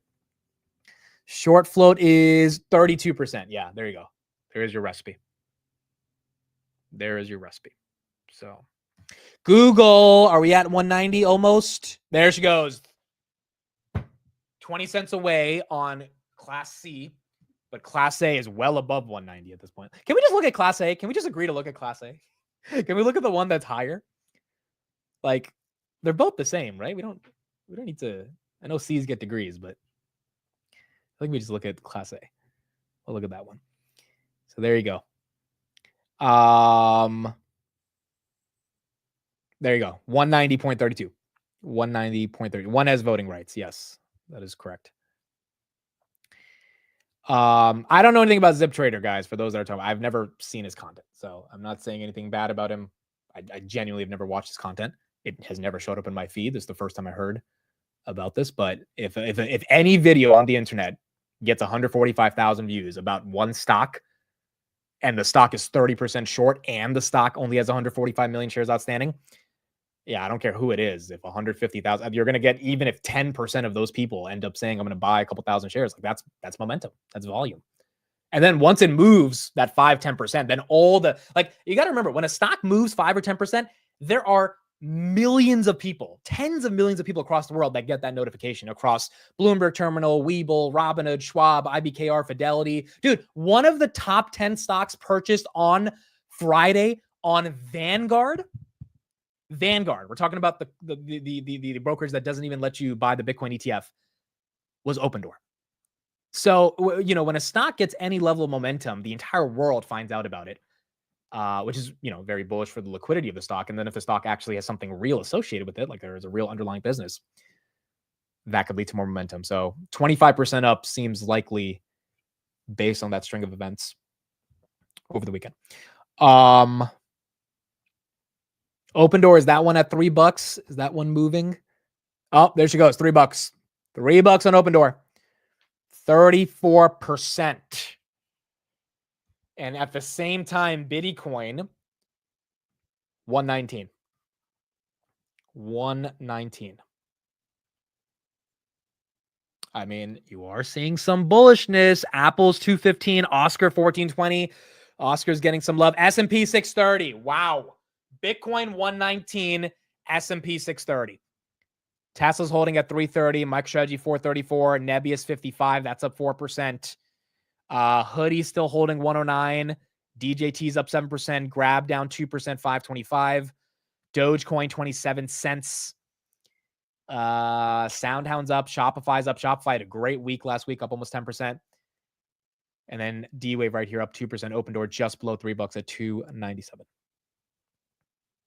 Wow, Ginkgo Bioworks is up today. Holy crap. Ginkgo's up 10%. Recursion is freaking up 17%. And then ABCL, is that one still up 15%? That one's up 26%. So we got a ton of biotechs moving at the same time. I mean, I'm trying to understand exactly why. Algorithmically, what about XBI? That's the biotech ETF. That one's up 1%. This one hasn't moved like crazy. What about small caps? IWM. Small caps are up 0.5%. I mean, the names that are winning today, folks, are an Open Door, a Navitas, a Ginkgo, a Recursion, an Accelera, a small caps, a D-Wave, a Big Bear. I mean, you got a lot of these names that are more on the smaller side that have heavy short floats that are getting a bid today. Those are ones that are getting a bid. Biotechs have been beaten down all year. That is correct. Iran, that one's also still up 10%. Still up 10%. TSSI, we had Josh come on the channel a couple weeks ago, give us the TSSI thesis. They are one of the suppliers for the Dell servers, so kind of an AI play. That one's up 10% as well. I mean, it seems like a small cap Monday. That's what it feels like. It feels like small cap Monday. Intel's later this week. Or actually, Intel's next week. Intel is not this week. Intel is... Sorry, it's on Thursday. Intel's on Thursday. Where's Intel right now? Intel, that's up 2%. That's on Thursday. Google's moving. Are we moving on Google? All right, now we're moving. 190.5. Class C is still trying to get to 190. But overall, 190.55.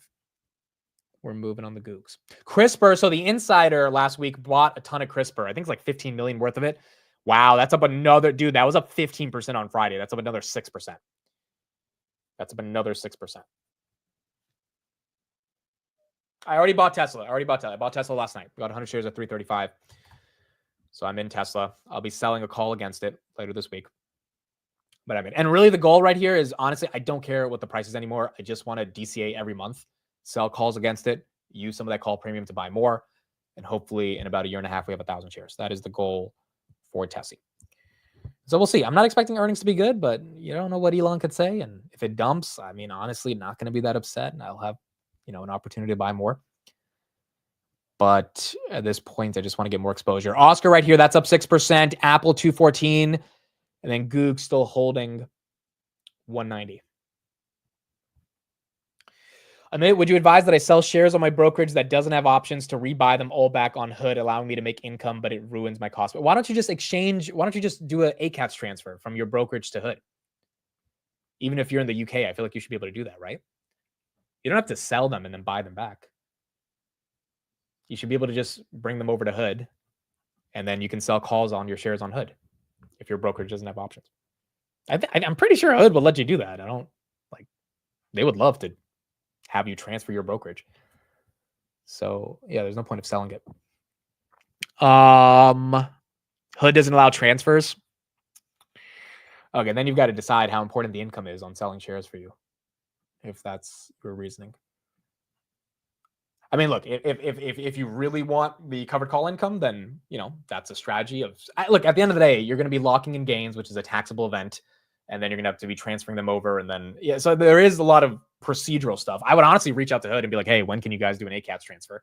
Maybe it's on the roadmap, but it would be a hurdle to go through that.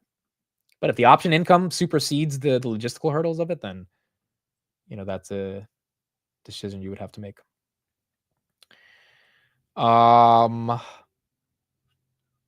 CrowdStrike, is that one moving at all? That's up 485. Okay, that one fell last week on Palo Alto earnings. That one not doing too bad.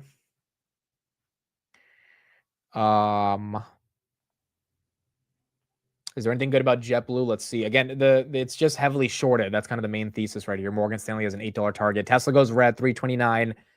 IWM 223. And then Open Door, 310, 37%. I had a feeling Open Door was going to pump today because over the weekend, bro, the amount of people talking about this thing over the weekend was crazy.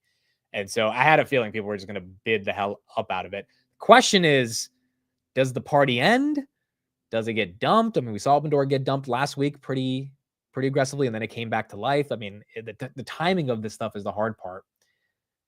And, the question is, does it come back to life? But we're going to have to see when they have earnings in about a week. BMNR, that's up 4%. Navitas up 28%. And then ABCL absolutely crushing it. Dude, that one's not slowing down. 573. I don't see any. Let me see if I can get any specific news. That also might be people jumping in. ABCL, also the short on ABCL is like 30% or something, I think. It's not 30, 14%, but still. That's aggressive. Open Door is being pitched as the next Carvana. That is correct. It is being pitched as the next Carvana. 250 million volume in 30 minutes. Yeah. I mean, look, I'm not into it. I don't see the thesis here, but if there is a thesis, then people who are in it, they're going to make some good money. I do think a lot of people are chasing it for the hell of chasing it, but maybe that chasing doesn't stop until it gets to $82, as people are saying. What's the short float on Open Door, though? We haven't seen that. That has to be maybe 20%. 21%. Yeah. I mean, look, you got a good setup, dude. It's short at 21%. You got a massive cult following, and you got rate cuts coming down the pipe, which I don't think are necessarily going to help Open Door's margins, but as a tailwind from a narrative perspective, it definitely will be, hey, bullish Open Door. So if you're going to chase it, you've got your setup. Just because I'm not chasing it doesn't mean that there's not a thesis. But if you're going to chase it, those are the three things: heavy short, rate cuts, and then cult. That's how it added up. Cult, rate cuts, heavy short. So if you're going to take a shot on it, those are your three things that you need to care about. And, that's, at least if I was buying it, that would be my thesis. If I was buying it here. SBET, is that one pumping? SBET, wow, 17%. All right, so that one's moving too. That one is moving too. Saw so many posts on X about Open. Yeah, I mean, dude, it's culty, bro. It is very, very culty. Beeline, that's up 6%. CrowdStrike 47. TSSI up 11%. I mean, Bessent didn't say anything bad this morning, so that's why it's helping the S&P. Dude, we're about to hit 631 on the S&P, folks. We're about to do another 0.5% day if we can hold this. I mean, goodness, that's nice to see. That'll get us your 1.2% by the end of July if we hold these levels. Yes, Recursion is heavy shorted as well. Dude, it seems like, let's make a list. Let's make a new playlist right here. Let's call it heavily short. I mean, the names that I think are heavily shorted right here, obviously, Open, RXRX, ABCL. And then what else? What else is heavily short? SoundHound. Yep, there you go. That's a short. Big Bear AI. That has a ton of short float. 5 million in net puts in Tesla so far this morning. All right, so people are hedging against earnings. That's for sure. HIMS, yeah, let's put that up there. SoFi, we should put that up there. SMCI, we should put that up there. JetBlue, we should put that up there. Oscar, what's Oscar's short float? I thought the shorts I thought they weren't messing with this. Is this one bad? Oh boy, 16%. Yeah, they like Oscar as a short too. QBTS, that's a short. Is American Airlines heavily shorted? Dude, American Airlines is actually a decent name with option premiums, and it's kind of range bound, so you're able to play. Yeah, American Airlines 11%. That one's also shorted. CRISPR, that's 25%. That's heavily shorted. So CRISPR is probably getting a squeeze along with the insider buying. ABAT, is that heavily shorted? I don't think Arista is heavily shorted. That's a good company. Let's see. Is that one? It's not that great. That's 8%. That's not crazy. I think you got to be at least 10% or above. Realistically, 15% or above. ASTS is super shorted. Let me check the exact float. I think that's still in the 15 to 20%. That is, never mind. It's at 24%. All right, dude. So, all right. So it's like, as you can see in this list, pretty much every one of these names is green outside of SoFi and HIMS, which have already, HIMS has had a big move this year. SoFi's had a big move over the past couple of weeks. SoundHound's red, but everything else is green. Everything else is green. So you got a ton of these names that are obviously getting this momentum. Red Cat. They're shorting Red Cat, bro. Red Cat drone company. Yeah, 20%. Red Cat. Like, is Red Cat green today? Red Cat's down. Red Cat's down.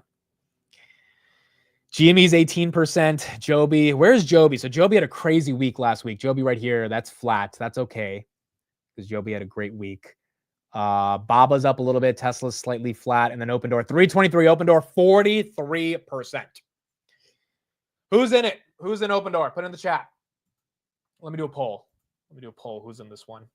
I think 70% of you said you're not in this last week. 51% of you are in Ether based on the previous poll. And you can answer this question if you're on Open Door. Okay, I am not finally mentioning Joby. We talked so much about Joby last week. There's a lot of tickers, guys. There's like a lot of stuff to try to keep up with every single day. I mean, and we're getting into that type of a market, which I don't know if it's a July phenomena or if it's a 2025 phenomena. But as you can see, based on this watch list, heavily shorted, almost everything's green across the board. CRISPR, D-Wave, Oscar, JetBlue, SMCI is up 2.9, SoundHound, Big Bear, ABCL is up 27%, Recursion, Open Door. I mean, everything's green. Jed has 5,000 shares at 129. 71% of you say no. Okay, so the majority of you are in no. Iren's at 20. Dude, a lot of you guys got Iren at around $11 a month ago. It's not a bad market, man. I mean, it's a market where the big names have pumped, like the Nvidias of the world. So now a lot of the smaller names are catching up. Google's catching up as well. And if you're trading any of these names, I mean, obviously you're having some fun. You're definitely having some fun. The semis are pretty much all green except Marvell. ASML still isn't recovering, dude. I didn't go that deep into their earnings, but like the street hated it. I mean, from 810 to 730, the street is just not liking what they said in terms of guidance. But every other semi is doing okay. AMD right here, 158, and then NVIDIA, 172.46.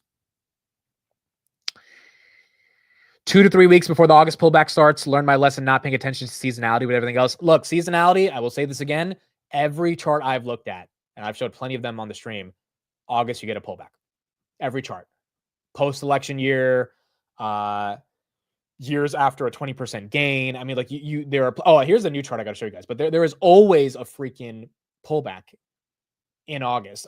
I wonder, given we had such an aggressive pullback in March, if we're going to have, in April, if we're going to have that same thing happen in August.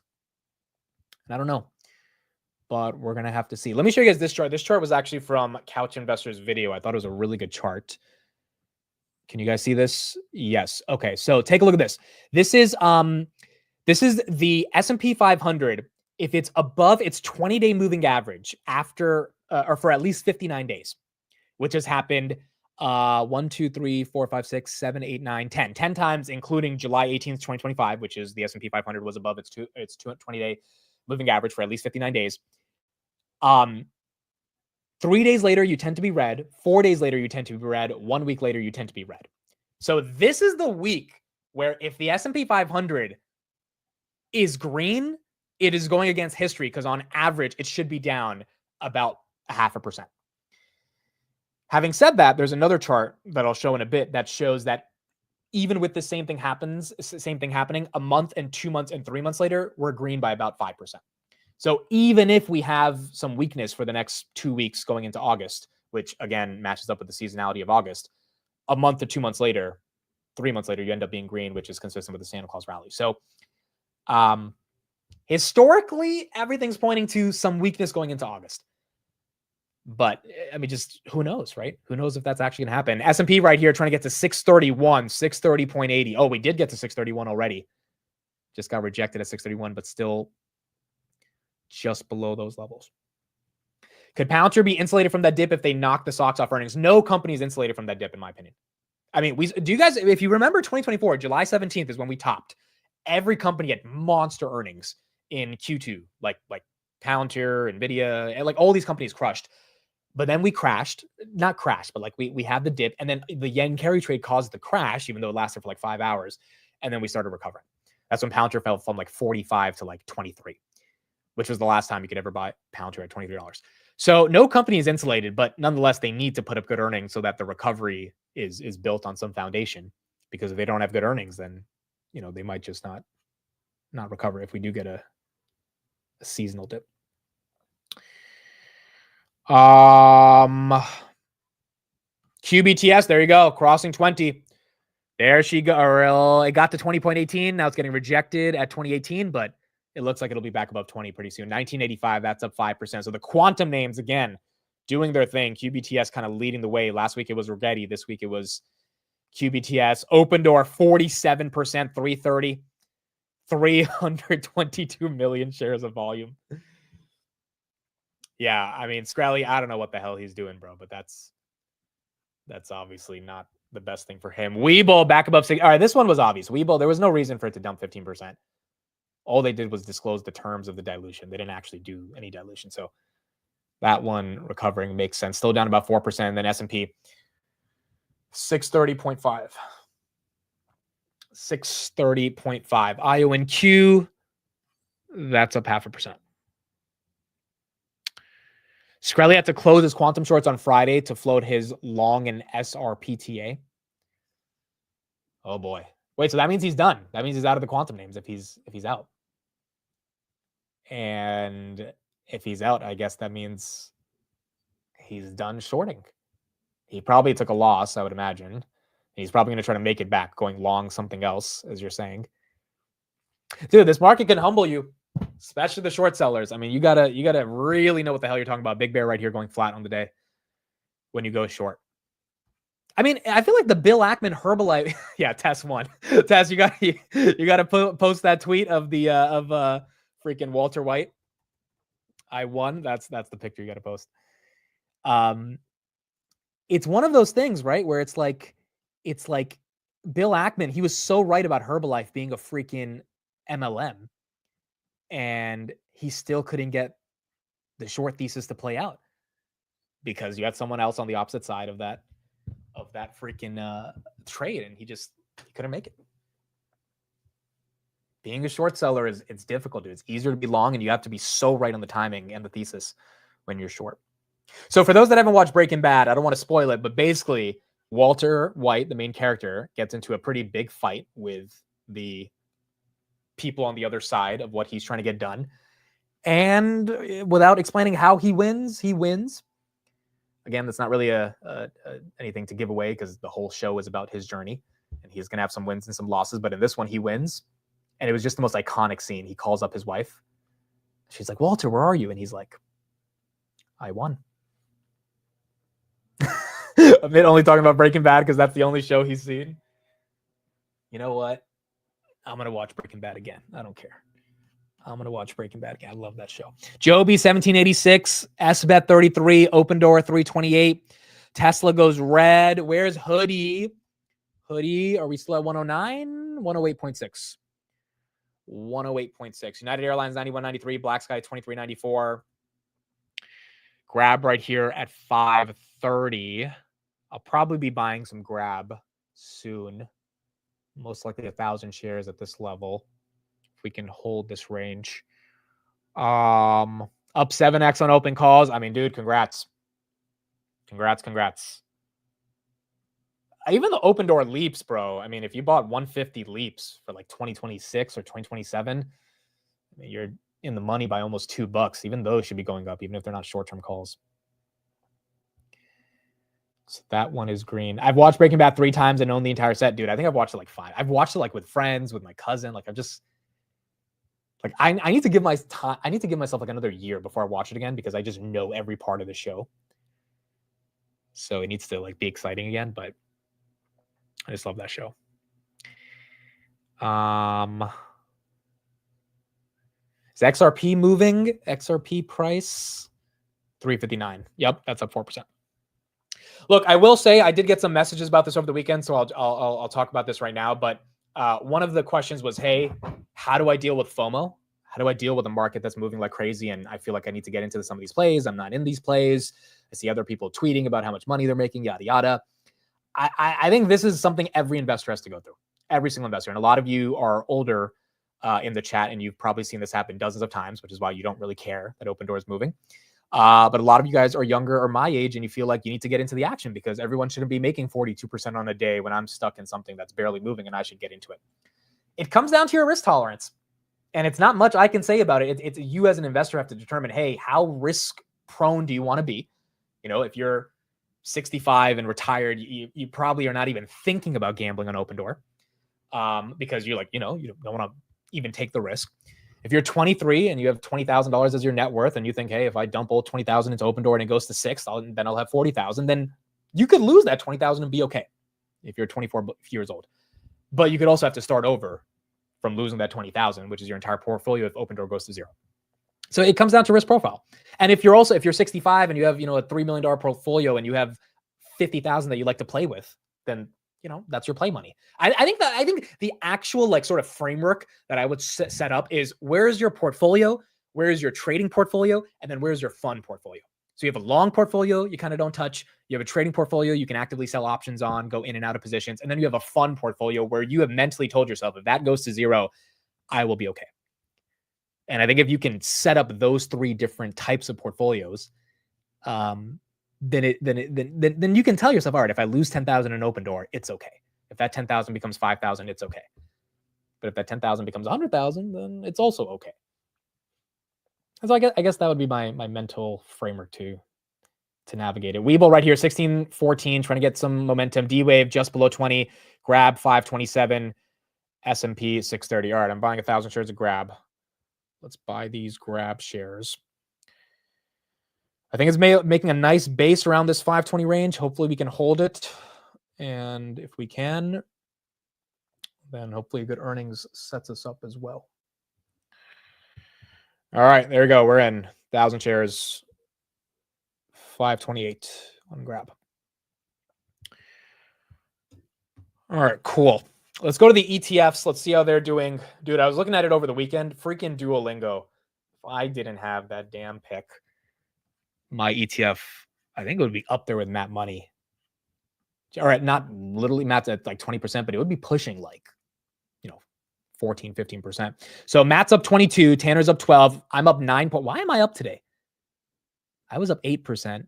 Oh, Grab is up, Apple's up, and dude, I didn't even know I was up 10% on JP Morgan. AMD, that's what's helping me. And then Tesla's going green. Okay, Steve's up 2, Tanner's up 12. I'm at 9.7. Matt's at 22. He has SoFi, ABCL, dude. He's up 74 freaking % on ABCL. Incredible. Rocket Lab obviously doing very well. And then Chris is down at negative 0.22. So Matt, Tanner, Amit, Steve, Chris. That is the current ETF route. Galaxy, we talked about that in the morning. That one's moving as well. GLXY, 13% on the day, 13.5, 30.98. That's up 50% in the past month. So that one's also moving. ETH, are we going for the 39 hundo? ETH, are we doing it? Wow, she's close. She is close. Dude, if I didn't have Duolingo, imagine I just picked like anything that didn't go down 20%. I'd be at like 10, 12% already on the ETF. I mean, it's at 9.7. It'd be closer to like 12 to 14. If I picked Nike at 62, then I think I would have been like in a really good spot. But I missed Nike. But every stock so far has been good except Duolingo. Now, granted, we have earnings coming up. We have a whole year left on this, so we got to see. But Duolingo is the one that's getting hit. Okay, 10-year. Where's the 10-year today? 4.356. That's actually good. This was at 4.5. This was at 4.5 last week. Wow, you got the 10-year coming down. BM&R up 10%. BM&R up 10%, 46.55. And the 30 years down from 5. I have Nebius in my portfolio. That's also probably helping today. Nebius and AMD on the semis are really helping the port. Nebius, wow. Why is that moving 9%? Let me see if there's news on that. And then you have BM&R that just moved 10%. Nebius, okay, so one of Nebius' customers, Moon Valley, launched the world's first generative video model trained exclusively on licensed HD footage, and they did it using Nebius's computing infrastructure, which uniquely was attached to the workload requirements from Nebius. I don't know if that's the only reason it's up, but that one's up 9%. Open Door, that one's still at 315. Is gold up today? Gold, GLD. That one, gold's up 1% as well. Interesting. So bonds are down, gold is up. Or yields are down and gold is up. Where's oil? Oil's down. So oil's down 1. Bonds are down, call it 0.2 bips. And gold's up 1%. And then you got all these small caps that are mooning. This is quite an interesting scenario today in terms of how it's playing out. All the small caps that are heavily shorted are green. Ethereum's trying to crack 3,900. Oil's down. Gold is up. And then Bitcoin is at 119. I don't know how to make too much sense of it, but I mean, it's kind of, you could say to an extent, it's a rotation. It's a little bit of breath being added to this rally if some of the other big names are not moving. But then you got Google that's pushing 190. So that is moving today. Then you got Apple that's pushing above 215. So that's moving today. So it's not like Apple and Google aren't participating. Palantir is green, 155 back on Palantir. XRP just hit 362. I'll be getting Steve's text message very soon. I mean, it's a bunch of different things that are getting some of their momentum today. Are Grab Leaps still a buy? If you do buy Grab Leaps, I would do 7 December 2027. I would give myself a little bit about OTM. So instead of 5, you do 7. But I would buy a lot of time. So I'd buy December 2027. I think Leaps are still in a good play, but again, shares are a really simple way to play this. But obviously Leaps are a little bit cheaper, and I think they can do well over the next two years. But at this point, I'm just buying shares because I've bought enough Leaps, so I would just be adding shares. And I feel more comfortable adding shares here as well because it's like somewhat developing support. I mean, we haven't seen below 5 in almost 2 weeks, and every time it cracks above a certain level, it cracked 515, closed above 510, cracked 520, closed right below that. Now it cracks 530. We closed at 535 on Friday, cracked 567 in the morning. So it seems like she's gearing up, and buying shares here doesn't mean it has to go back down to like 450, which is not too bad. Where is Rocket Lab? Rocket Lab, 49.37. That's down 4%. My average on the grab options is 450. Average on the grab options is 450. Hedge funds are after small cap laggards because they've been sitting on the sidelines during this rebound. That could be okay. But here's the question: is that okay? So how many of you guys think a hedge fund is legit pumping Open Door right now?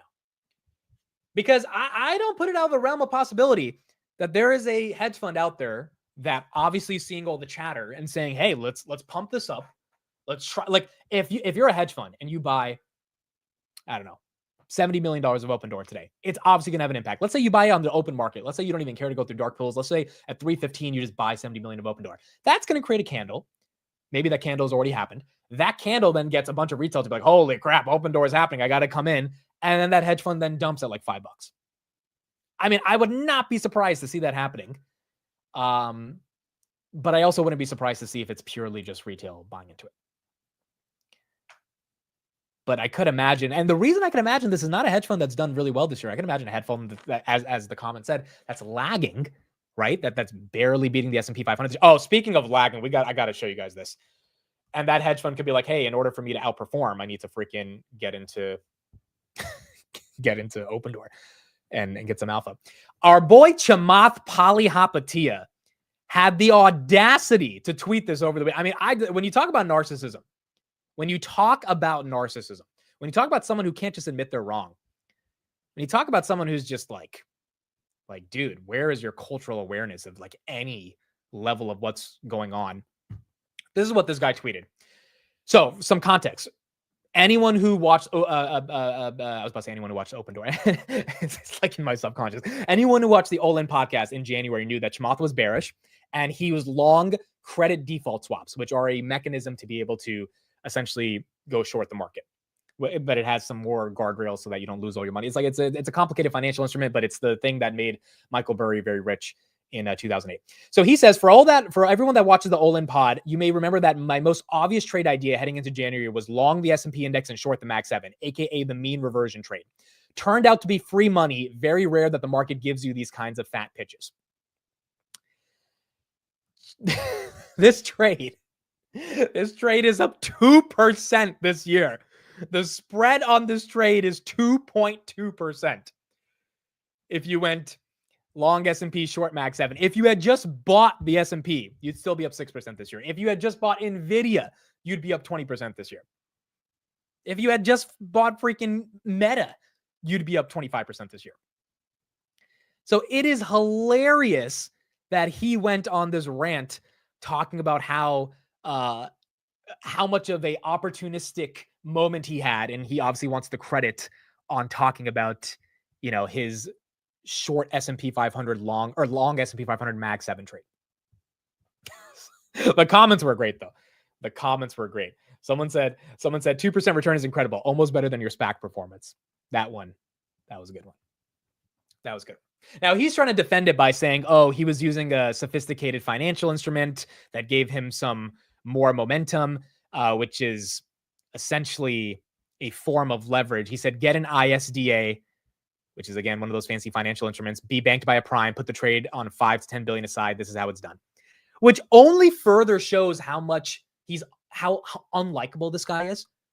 Most people are not using an ISDA banked by some prime that has 5 to 10 billion dollars on the side to be able to engage in this type of a trade. Like if he wants to appeal to retail or just forget retail, just the average everyday person, you're not going to do that. And second of all, if most people are not going to be engaging in a trade like that, most people are going to be taking your short Mag 7 long S&P trade and they make 2% when they could have just bought the S&P and be up 6%. They're going to think your trade is full of shit, which it is. It's full of shit. So, I mean, I just thought that was hilarious over the weekend. But again, this is what a narcissist does. A narcissist cannot admit I would get more respect for Chamath if he just flat out said, hey, I was wrong. And it was a great thing if you bought the S&P 500 this year. Nebius up 9%. Or it was a great thing if you bought NVIDIA this year, even at 140 in the beginning of the year, which is what NVIDIA was at on January 1st. But he can't say that. He can't say that. Yeah, you could also have just levered the S&P 500. You literally could have just levered against the S&P, so that 6% could have been 9% or 12%. But, when you're a narcissist, you have to be right at every situation. S&P 631. S&P 631. You can't admit you're wrong, and then you end up putting stupid shit like that out there saying, look how right I was. It's like, okay, 2% in a raging bull market is not necessarily the most incredible trade in the world. Cactus Jack says Polymarket acquires an exchange to resume operations in the United States following the Department of Justice closure of its investigation. Whoa. Polymarket coming back to the United States? I mean, that's some competition for Hoodie and for Kalshi. That is some competition for Hoodie and Kalshi. Hoodie back to 109. It's more for Kalshi, to be honest, because Kalshi does a lot of trading volume. And I mean, they only do the majority of the trading volume in the States. So question now is going to be Polymarket's user experience coming into this market. Yeah, you need like 30 billion for an ISDA. I mean, it's just like I just saw this tweet and I was like, there's no way. Because I remember once he posted this tweet, I remember that podcast where he was like, I'm long credit default swaps. I think the Mag 7 is going to suck. And for 3 months, he was right. Like April. I mean, like it was horrible. That's when he should have tweeted it. But after everything's recovered in one of the most magnificent rally is, again, as Tom Lee says, one of the most hated V-shaped rallies we've seen. For him to be bragging about 2%, even if he's levered via some fancy financial instrument, it's just weird, bro. It's just weird. TLT, that should be up today. 10 years up. TLT, that's crossing 86. The 10-year down today is actually very encouraging, bro. Even with this August 1st deadline coming up, the street's buying bonds and reducing yields, which is very nice to see. Navitas, she's not stopping. Wow, 920. 35% on Navitas. 35% on Navitas, along with Iren. That's also up. So that's the story for today. Iren's up 18%. Navitas is up 35%. Open Doors up freaking 40%. Gold's up 1% for some reason. Not exactly sure why. Oil's down. If you're this risk on, I don't know why gold is up. It kind of feels like people are hedging all their risk with gold. Gold's already up a lot this year, though, so it's kind of weird that they're hedging with gold. And then Tesla's at 330. We're short QQQ. That's an ETF anyone can go long on if you think tech's going to collapse. That's down 2%. 26 million shares have been traded on that today. So you might have some people using this as a hedge, but that's down 2.3 as the Qs are green. Where's Pew? Pew, Pew, Pew. This is the grab a gun. Goodness gracious, bro. This was at, where did it get to? Tippy top. It got to freaking,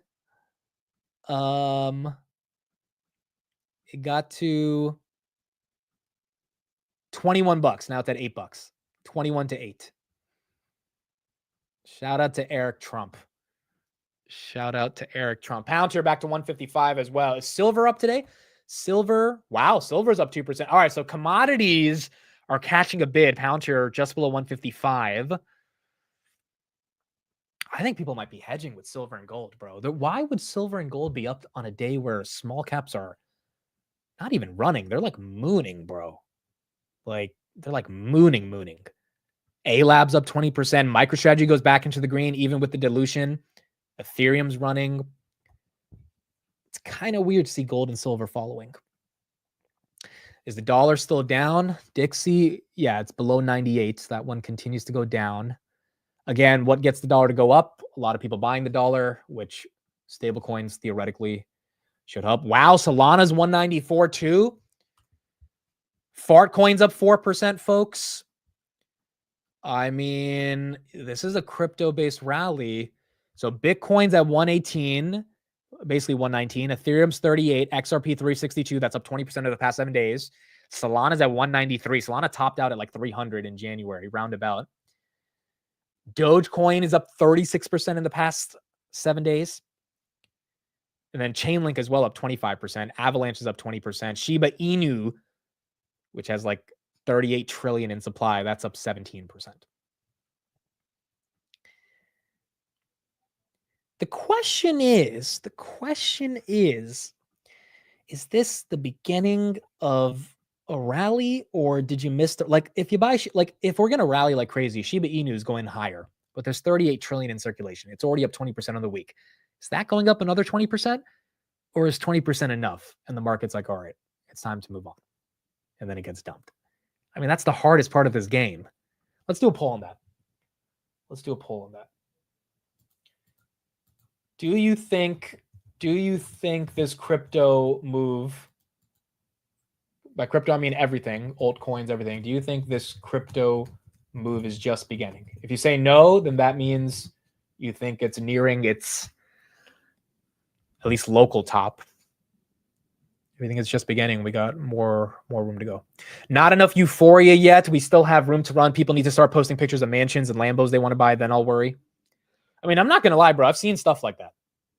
It's not been crazy, but I have seen, people. I mean, dude, my sister literally came up to me the other day. She was like, why am I getting so rich? And it's like, even yesterday, she was like, what is going on? Like, why is this happening? I told her, like, look, you're heavily allocated to 3 names. They've gone up a lot. Your portfolio goes up. So now, granted, she's not in Open Door. She's in NVIDIA, Palantir, Robinhood. I would say those are 3 relatively strong companies, even if, there is a little bit of a local top. So But then for the other people that are seeing their accounts go up like 10x because of leverage on Open Door, I mean, like that's the question is like, hey, okay, what's happening there, right? And the other big question is, are people taking profits on some of these names? Because I'm not selling good because it's a generational play for me. I don't care if it goes back to 60. Obviously, would it hurt? Yes, but I would be excited to buy more. I have covered calls on my position, so I would roll those covered calls down and in instead of up and out, and I would collect a ton of premium on the way down. And that's the benefit to like covering your position with calls. And most of my calls are at 140 to 150 strikes. So, I mean, like as much as it would suck, I don't think it blows up the portfolio. But if you're leveraged on Open Door and Open Door collapses, you blow up the portfolio. So the question is, are people taking profits as well with these moves? And I think that's what not everyone fully knows. Teller, did you even say thank you? Oh my gosh, dude. It's so funny. It's so funny. She's like, she can't understand it. And I'm like, look, you're in 3 names that are up a lot this year. Like, and I told her, you got to be ready for it to fall. I mean, like if Robin has a crappy earnings, like your portfolio is going to take a hit. So you have to be ready for the ups and downs of it. But it's obviously really nice to be in a position where those names have made their move. And there's real catalyst for all 3 of them going into the end of the year. Ethereum right here, 38.50, S&P 631, Robin trying to get back to 110, Grab stuck at 530, Galaxy that's up 14%, D-Wave still up 5%, BMNR it was up 10%, now it's up 5.7 currently right now. Big spike on hood call premiums, dude. There was a September, someone bought like $1 million worth of the 125 strike for September. I think 120 is happening. But there's a lot of call option volumes coming in for hoodie. AMD 2%, trying to get back to 160 on AMD. Spot platinum prices increased by over 3% to reach 1,400 an ounce. Yeah, you are seeing a lot more of the commodities getting love. Margaret reminding us of stop losses. Those are a thing, especially if you're trading. Stop losses, for those that don't know, if you buy Open Door at 320, you can put a stop loss at 310. So that the most you lose is 10 cents. Any brokerage will allow you to do this. And that is another way, if you are having some fun with some of these names, to, not necessarily lose everything. Now, granted, if it falls to 310 and then you sell your shares and then it rips up to 350, that's the hard part about dealing with the stop loss. And you just have to be mentally prepared for making sure if you get stopped out of a position that you're okay with what would happen after.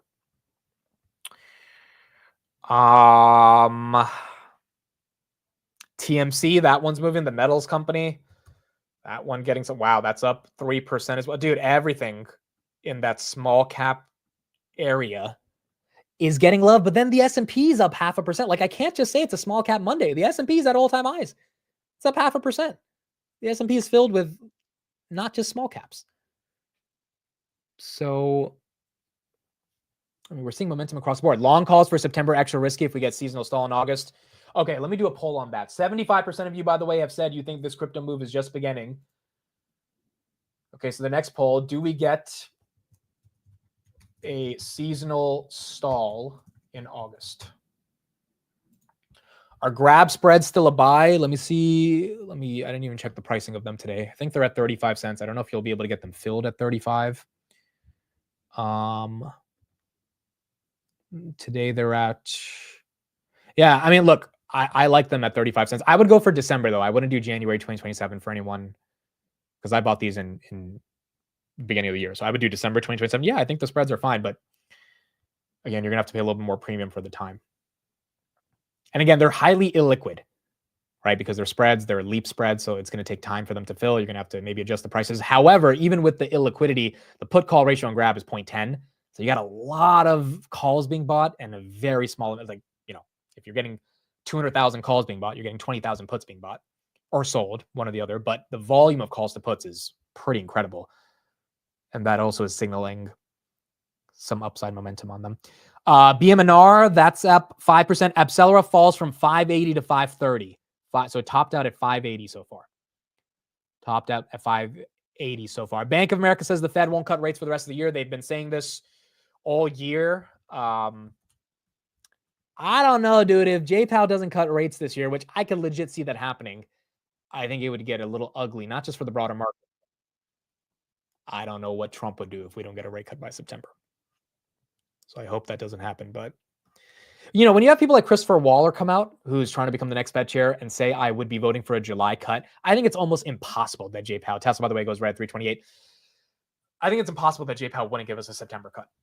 I think there would just be way too much pressure to avoid it for September, especially if we don't see massive tariff inflation, which we haven't really seen so far. I mean, PPI was great last week. CPI barely moved higher. So you're just going to have a lot of people start saying it's political if we miss the September cut. And again, 25 basis points is not the end of the world, right? Like, even if you don't think we should cut rates, like doing 25, you can't think that's going to like massively increase inflation. Navitas right here at 38%. That one's still green. Yes, we're doing the ETH deep dive on Wednesday. ETH deep dive on Wednesday. 67% of you say we get a seasonal stall in August.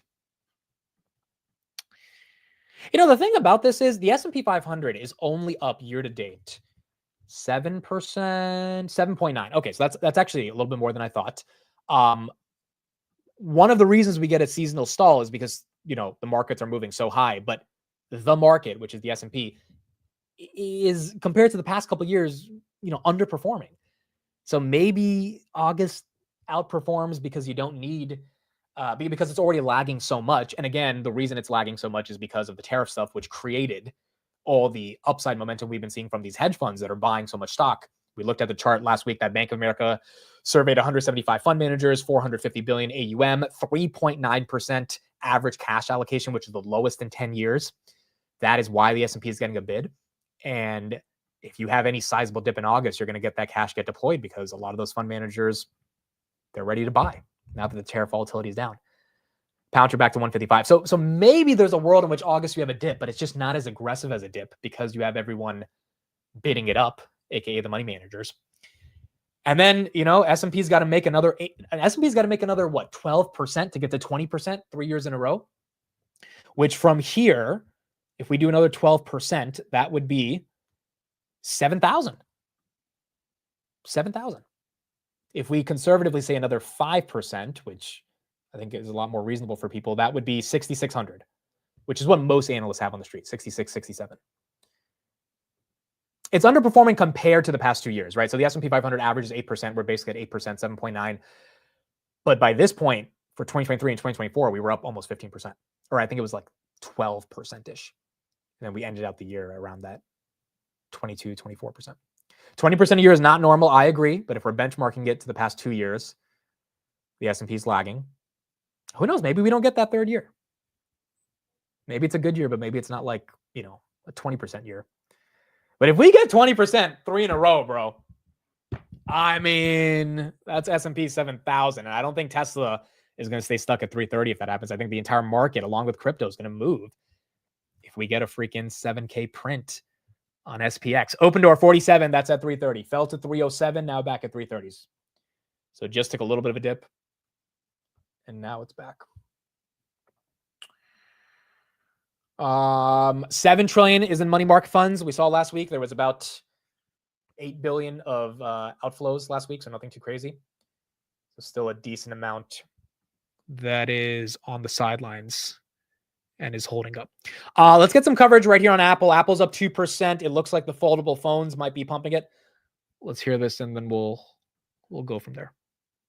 Years, Sarah. In fact, like going back 6 or 7 years that Apple was kind of dabbling in this idea of a foldable phone. The latest that we have, though, I'll refer to Ming-Chin Kuo. He's that analyst over at TF International Securities. He's really tapped into the supply chain. He says this is going to go into mass production towards the back half of next year, so 2026, presumably for a fall or a holiday launch like that. And this is also coming, Sarah, after Samsung just a couple weeks ago launched their latest version of the foldable phone that actually looks like something you want to use. I'm showing you a picture or a video of it right now. It's really a much better concept than what they used to have. The front of the screen looks more like a real phone. It's nice and thin. It sounds like the technology has finally gotten to the place where Apple thinks it can put it out there. But of course, we got to talk about the cost. That phone I'm showing you right now from Samsung, that's a $2,000 smartphone. That is double the price, at least, what most people pay for a regular smartphone. So that could help Apple if it's in that price range, juice revenue for the slagging iPhone sales that we've been seeing over the last few years. But it's going to be an interesting sell for this kind of unproven technology. It's popular in markets like Asia. One of my friends just texted me. He said, I am so FOMOing on Open Door, bro. I sold it for a 2x. I'm so mad. Because obviously he could have made more on Open Door. See, these are the types of text messages you get, bro. These are the types of texts you get. And you're like, oh my goodness. Everyone's in Open Door. And by the way, who the hell's paying $2,000 for a foldable phone? Because not me. That's not me. Especially in China. But as far as market share, people by a long shot don't buy these foldable devices in the same way they buy regular phones, guys. Well, like stuffed pizza crust, it's not a new idea. No, right? not even close. I mean, Samsung's been doing it for a while. It also sort of reminds me of a flip phone. So is it worth it for people now? Yeah, a lot of people do like them. Again, the price is so expensive. And if Samsung is selling it for $2,000, I can't imagine Apple doing it for any cheaper than that. So first of all, you got to get over that cost barrier. But then the idea is, okay, fine, I have the phone, but it can also fold into an iPad. So maybe you don't buy two devices, you just buy one device. That could be a value. But you also got to keep in mind on the price front, no one actually pays the sticker price, or most people don't pay that sticker price. They either do monthly payment plans through their carriers, or they trade in their old devices and things like that. So it's kind of up to you. For me, it sounds like kind of the dream, right? You don't one device instead of two. That's pretty interesting. But I think the rumors have finally gotten to the point, Sarah, where we're at this inflection point where the technology has finally caught up to what the ultimate. All right. So do we think a freaking foldable phone is what takes Apple? By the way, Open Door at 34,340. That's up 50%. Just casually saying it's up 50%. Could that be the thing that makes Apple great again? The foldable phone. I don't know, bro. I really don't believe that's what I think they need to focus on AI. If they can just make Siri your go-to AI agent, I think that takes the stock to 250. Like just do that. I think that's enough. Or at least that's like a chance to believe it would get back to that 250. Remember, it was at 260 in November 2024. So it was there. It's just then they kind of had really bad earnings growth. But if Siri, for 2 billion people, for even 100 million of those 2 billion people, you start slow, becomes like their daily use case when it comes to agentic workflows, I feel like that's what Apple needs, not foldable phones. Chad says, I would want a smaller phone, if anything. Yeah, like I don't want something to take out of my pocket and then open as a full. I need to check my text message. I need to check the news. I need to just like get the information. If I needed an iPad, I would use my iPad. Like I've never gotten the appeal of foldable phones. Robin at 109, AMD 159. Like I just never got the appeal. Palantir just below 155. Put in the chat if you have a foldable phone. Do you have one? Do you use it in the way that, like, does it make you more productive or something? Phone innovation is so gimmicky now. No real innovations from Apple. Yeah, and quite frankly, I don't blame Apple for having a lack of innovation on the phone. I am of the camp that the iPhone is perfect. Like, I don't think they can make it that much better. That's why I was bearish on the Vision Pro, because I'm like, dude, no one would leave their phone daily to put on some headset. They've got to figure out different ways to grow. Whether that's robots, whether that's cars, whether that's new devices that don't require you to hold a battery in your hand for them to operate. Whether that's the most obvious one, making AI useful on the thing that we already love and maybe charging us $10 a month. I'd be willing to pay $10 a month if Siri can schedule all my meetings and like realistically be a go-to agent. I mean, people are paying freaking $200 a month for Perplexity's browser because of agents. That's the model here. Not new hardware, in my opinion. It's just not that exciting. Yeah, and the flip phones that are cool are like the Motorola Razr, right? That thing in 2007, bro. That was a big phone. Yeah, in 2005, 2006, those were in the movies, all that stuff. Those were fun phones. But like a foldable touchscreen phone, I personally don't see it. Okay, so Figma also, I don't know the valuation for them, but Figma is getting ready. They want to raise $1 billion. Oh, 16.4 billion. This is what it is, 16.4 billion. So Figma's looking to raise $1 billion, 37 million shares between 25 and 28. 37 million shares between 25 and 28. Yo, T-Mobile sidekicks, those were legit. I think my sister had one of those. Those were an amazing phone back in 2005. So Figma, I don't know if retail is going to be able to get access to this, guys. This is going to be one of the most oversubscribed IPOs this year. Robinhood's probably going to open it up, and you're going to have to be lucky for them to give you some shares. But they're raising $1 billion. They already have $1 billion in cash. $16 billion valuation is not crazy because they were going to get bought out for $20 billion by Adobe, and they're growing 50% year over year, and they're profitable. So we don't have a date on the IPO. At least I don't see that yet in the article. I would imagine it's going to happen probably in the next couple of weeks if they're opening up the price range. But the question becomes, how much is it going to be oversubscribed? Because if it's massively oversubscribed, then this thing's not going to be worth $16 billion. It's going to be going a lot higher. Who needs Figma when you can just generate working apps now? Okay, so this is important to bring this up. This is the bear case on Figma. A lot of Figma is used. So Figma is very entrenched in the enterprise when it comes to product design, which is why, they're probably not going out of business anytime soon. But a lot of Figma is designing a prototype for what something could look like. And with these new AI applications, which I'm sure Figma is integrating in some way, but there's a lot of competitors that you can go into. I mean, you could literally do this on Grok. You could type in, hey, I'm building a UI for a workout app. Here's all the things that I want to see, build it. And then it just does it. And so there is a enterprise relationship that Figma has that adds to its economic value, but the overall moat around product design, I think that's starting to get chipped away. And by the way, this is bad for Adobe too. So it's one of those things to think about if you are buying the IPO in terms of the long-term potential of this, because that could be a headwind in the future. Now, granted, how Figma manages it could make it a tailwind, but that is something to think about. Pouncer right here, 154.68, AMD 159, Navitas 902, Open Door 345, Hoodie trying to get back to 110, Grab at 531, D-Waves up almost 5%, and then ABCL got rejected at 580, but it's holding 530, still up 18%. I don't think anyone should be mad about that if you're in it.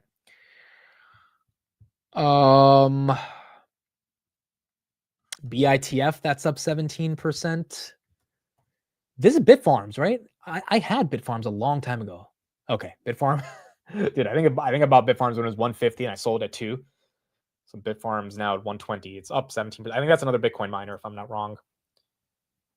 A lot of the Bitcoin miners are just becoming treasuries because that's a way better route to go down. But some of them have not really moved yet. Open Door also is trying to plan a reverse stock split because remember you have to be above $1 to be listed on an exchange. Open Door right here 354, and they were going to do I think a 20-for-1 split, if I'm not wrong, reverse split, which would take them from like $1 to $20. But now that they're at 350, I mean, I don't know if you need to do that reverse stock split vote. And that could also be bullish if you don't have to reverse the stock. But I guess they'll let us know going into earnings what they're going to do. Open Door right there, 352. 352. What's your take on Enphase? Earnings are tomorrow. I don't know how Enphase could have a good earnings. Now, I think Enphase is beat up, so I think the stock could really run just based on the fact that the stock is beat. I mean, I don't know why they're still in the S&P 500. Like, I don't get it. If there's a rebalance coming, I feel like Enphase gets kicked out. But I think it could run just if they announce anything positive. The big headwind for them is the 2026 revenue projections on growth, given that the subsidies from the Big Beautiful Bill for solar are going to get phased out by the end of the year. So that could really hurt them going into next year. But if they announce anything above expectations, this thing could rally. But I wouldn't be the most bullish on it as an investment. Thoughts on SoFi? The RSI is too. I don't think the RSI matters for SoFi, dude. Like, either SoFi is going to break out or it's not. I think the technicals on this thing is irrelevant now. Like, it went from 13 to 21, 22.74. Like, it's made a move. The question is, does it have the juice and the firepower to continue the move? This is a question if people are deciding to join the SoFi thesis now that it has a lot more publicity because the stock is basically doubled. And I don't know.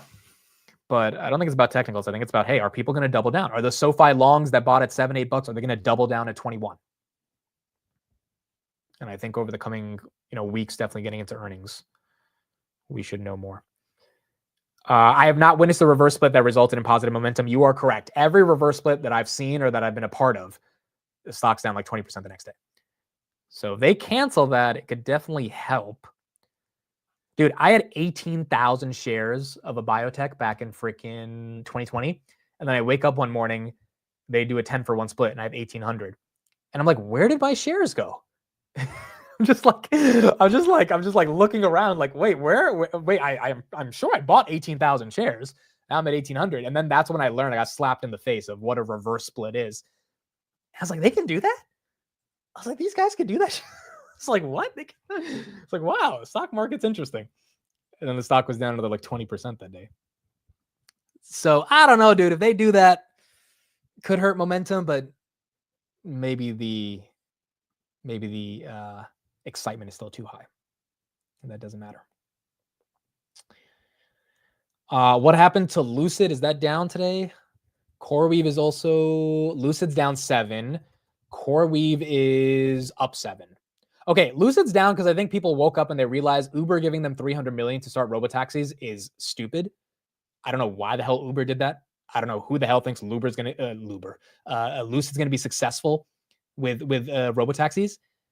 And I don't know why it was up 30% on Friday either. Like, that had to be a joke. And I respect Uber a lot, but giving them $300 million to start robotaxis, it felt like pure desperation.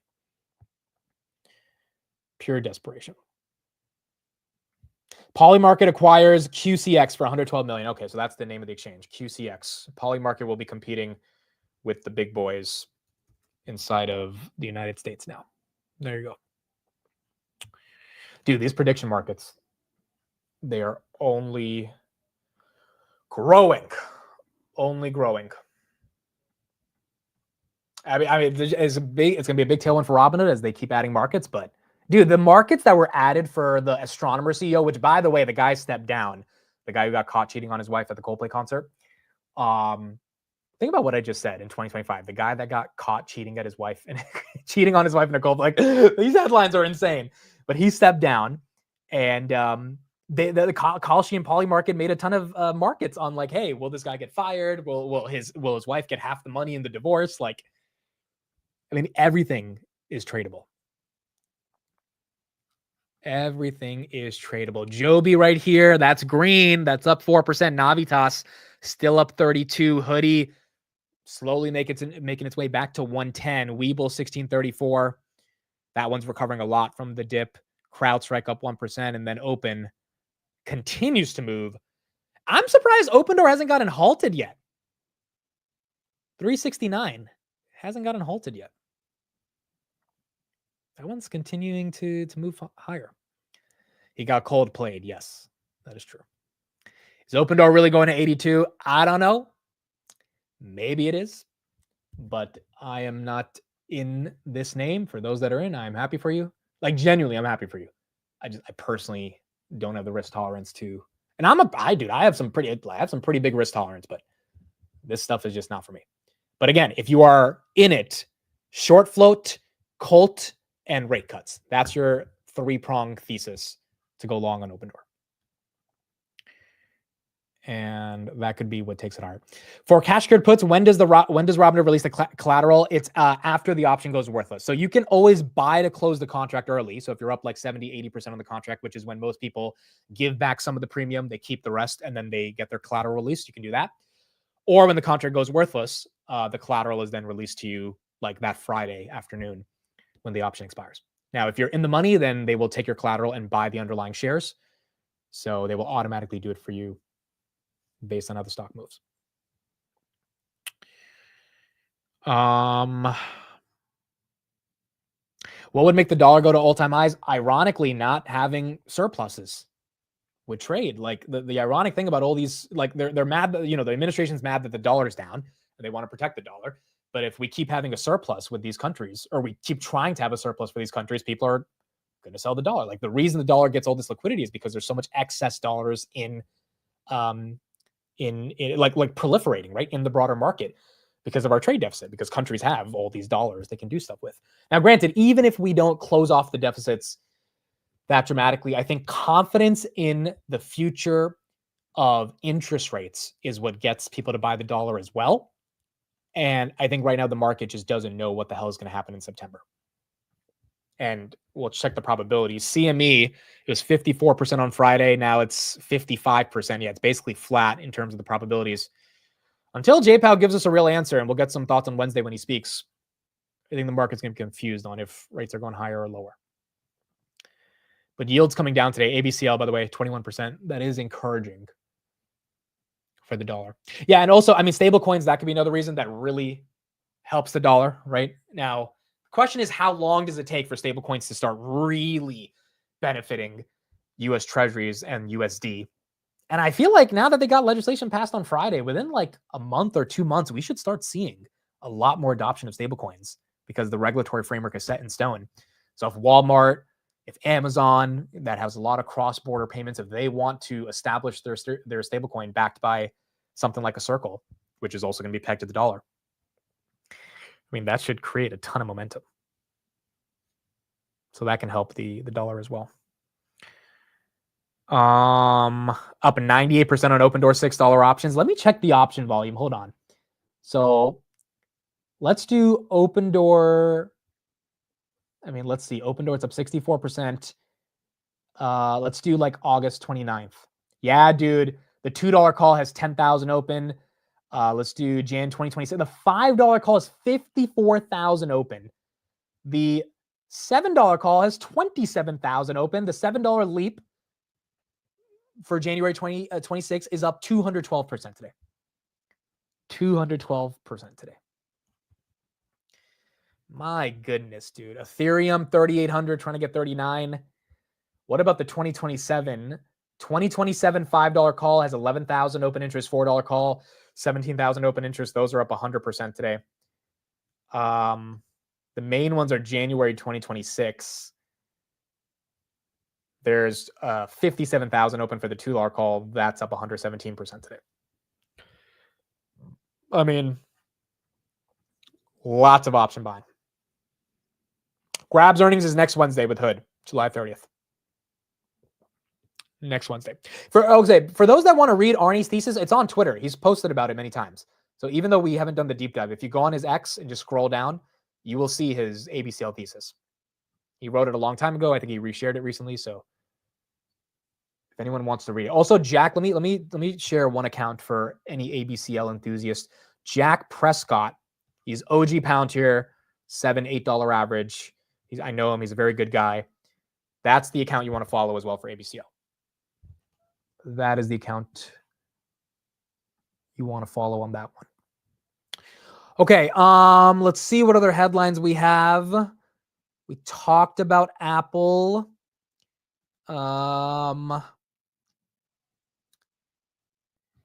We do have... Do we have any macro data?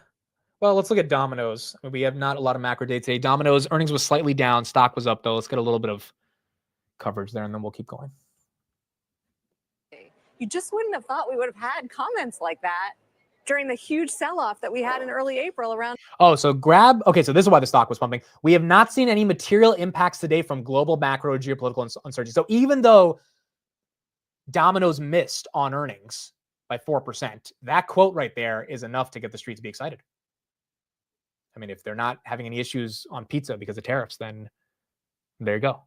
I mean, that's definitely not the worst thing right here for Domino's. The expectation was around 2%. And look at what the CFO is saying on the call. We have not seen any material impacts to date from global macro or geopolitical uncertainty. You just wouldn't have thought we would have had comments like that during the huge sell-off that we had in early April around all those tariffs and all those fears. It really is amazing. It is. I mean, it's obviously not linear. I got a big downgrade of the cruise lines today, where they've run up so much. The analysts run up, and that are arguing that the bookings trajectories are good, but not blowing the cover off the ball like they were 6 months ago. We had Amex commentary on Friday, talking about travel spend. I have that. I have the Amex. Okay, so Amex. yes, a little softness in travel, but really a strong read, I think, overall in the consumer. I mean, what Steve Scarry, the CEO, said, what we're seeing right now is a very consistent spending. You're seeing a little bit of a slowdown in airline, not necessarily front of cabin.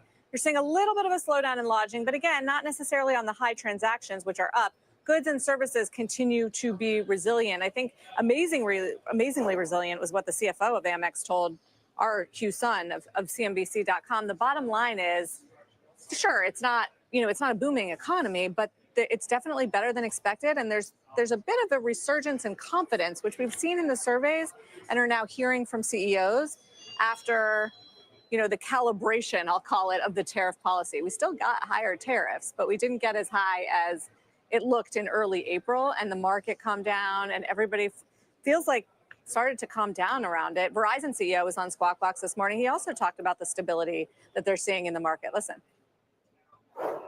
We have a resilience in our industry in Verizon, and then secondly, in the case of Verizon, we have the highest quality customer base in the industry. So of course, our payment are good. The way we don't see any deterioration of payments from our customers. So it's a really resilient, strong business on a product that we all need.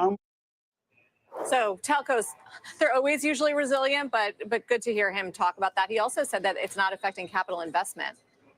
Andrew asked him if there was all these worries that companies would pull back on their spending because they'd be worried about their cost structure and tariffs and everything. And he said, no, we're just not seeing that. So we go back to, remember, Carl, when we were in this place where it was the low-income consumer that was under the most pressure? That's been going on for years. It feels like we're getting a little bit of that. The premium, you heard the cabins mentioned on airlines. Yeah, from Bastian with Delta's quarter the other day said the main cabin is where the weakness is. Right. Yeah. And Pepsi too said, the low income consumer is still feeling a lot of pressure and a lot of pain. It's been years of inflation and higher interest rates and more strapped consumer. But as long as there's, I think, job growth, which we have seen, and wage growth, which we're also seeing with retail sales being very strong. I mean, again, it's hard to say there's a recession around the corner. Open Door right here up 60%. You got job growth, you have inflation calming down, and then you have Domino's coming out saying we have no issue. You have Delta having their highest Q2 revenue ever in history. I mean, dude, I mean, as much as I'm sharing the toppiness of the market, I'm also looking at the hardcore results that are from at least companies so far that are just not that bad. Open Door 363, Rocket Mortgage, this stock, that's up 4%. That's another rate cut proxy that could potentially benefit. AMD's up 1.4, Palantir 154, Hoodie just below 110, Grab at 528, and then Rocket Lab back above 50. That is also up 2%. Solana's moving. That's almost at 200, kind of trying to catch up to Ethereum. XRP, price on XRP is 364. That's up 5%. I've not gotten Steve's text yet, so he probably hasn't seen XRP. But I'm sure I'll be getting that soon. And there you go. I mean, you're getting a lot of these things that are moving in a lot of different ways. How do you hedge against a recession?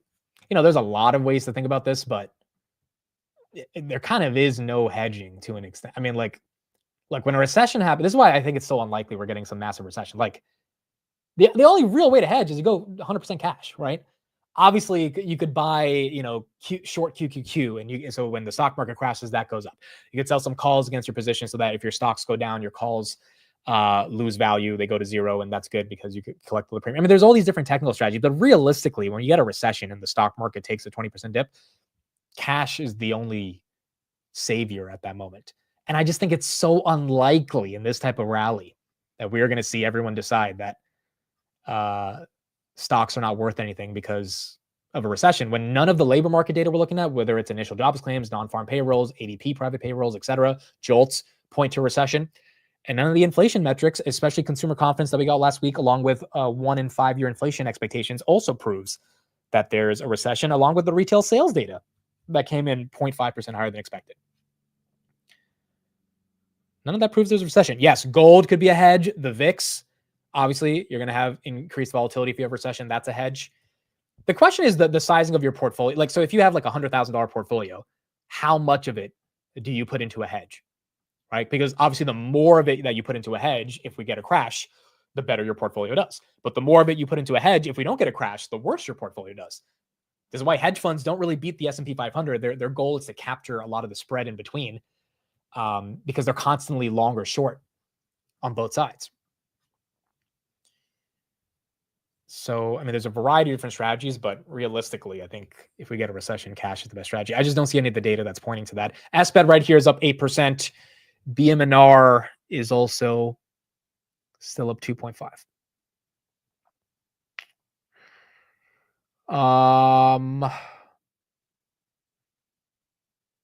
If you sell during a recession, you're a dumbass. Yeah, the goal is not to sell in April when everything crashes. That's when you need to find money from anywhere you can to buy, right? Like, I think we've all been through it. 2020, 2022, and then April. And for people that are much older, you've been through it, for the past couple of decades. But at least recently, we've seen 3 amazing opportunities: 2020, 2022, April, and then yen carry trade August. So those were amazing moments to buy more. Plug, is that one moving? Plug Power. Wow, Plug Power is up 10%. Dude, this is dude, you are getting a lot of these names that are some of the I guess, just honestly more speculative names in the market that are heavily shorted that are catching a bid. They are catching a bid.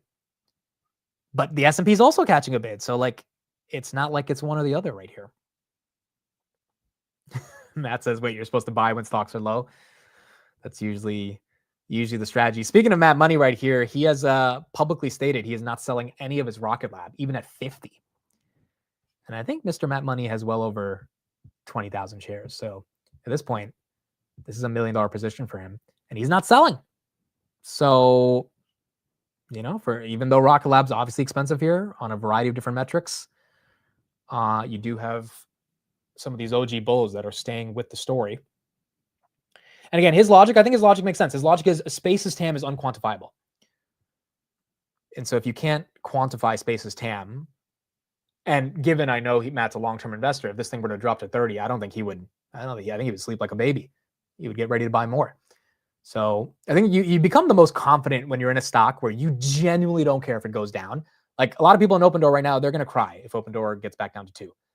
But if you're in, which it's not getting back to 2 right now, 386, it wants to go for $4. But if you're in freaking, Palantir, Nvidia, Hood, Rocket Lab, and they take a 20-30% haircut, I don't think you care that much.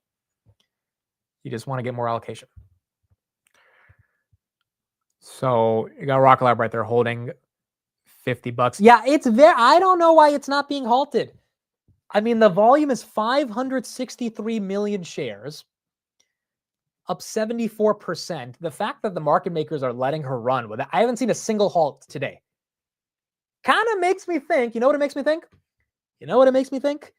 It makes me think that these market makers want this bad boy to run because they're in on this. I mean, come on, bro.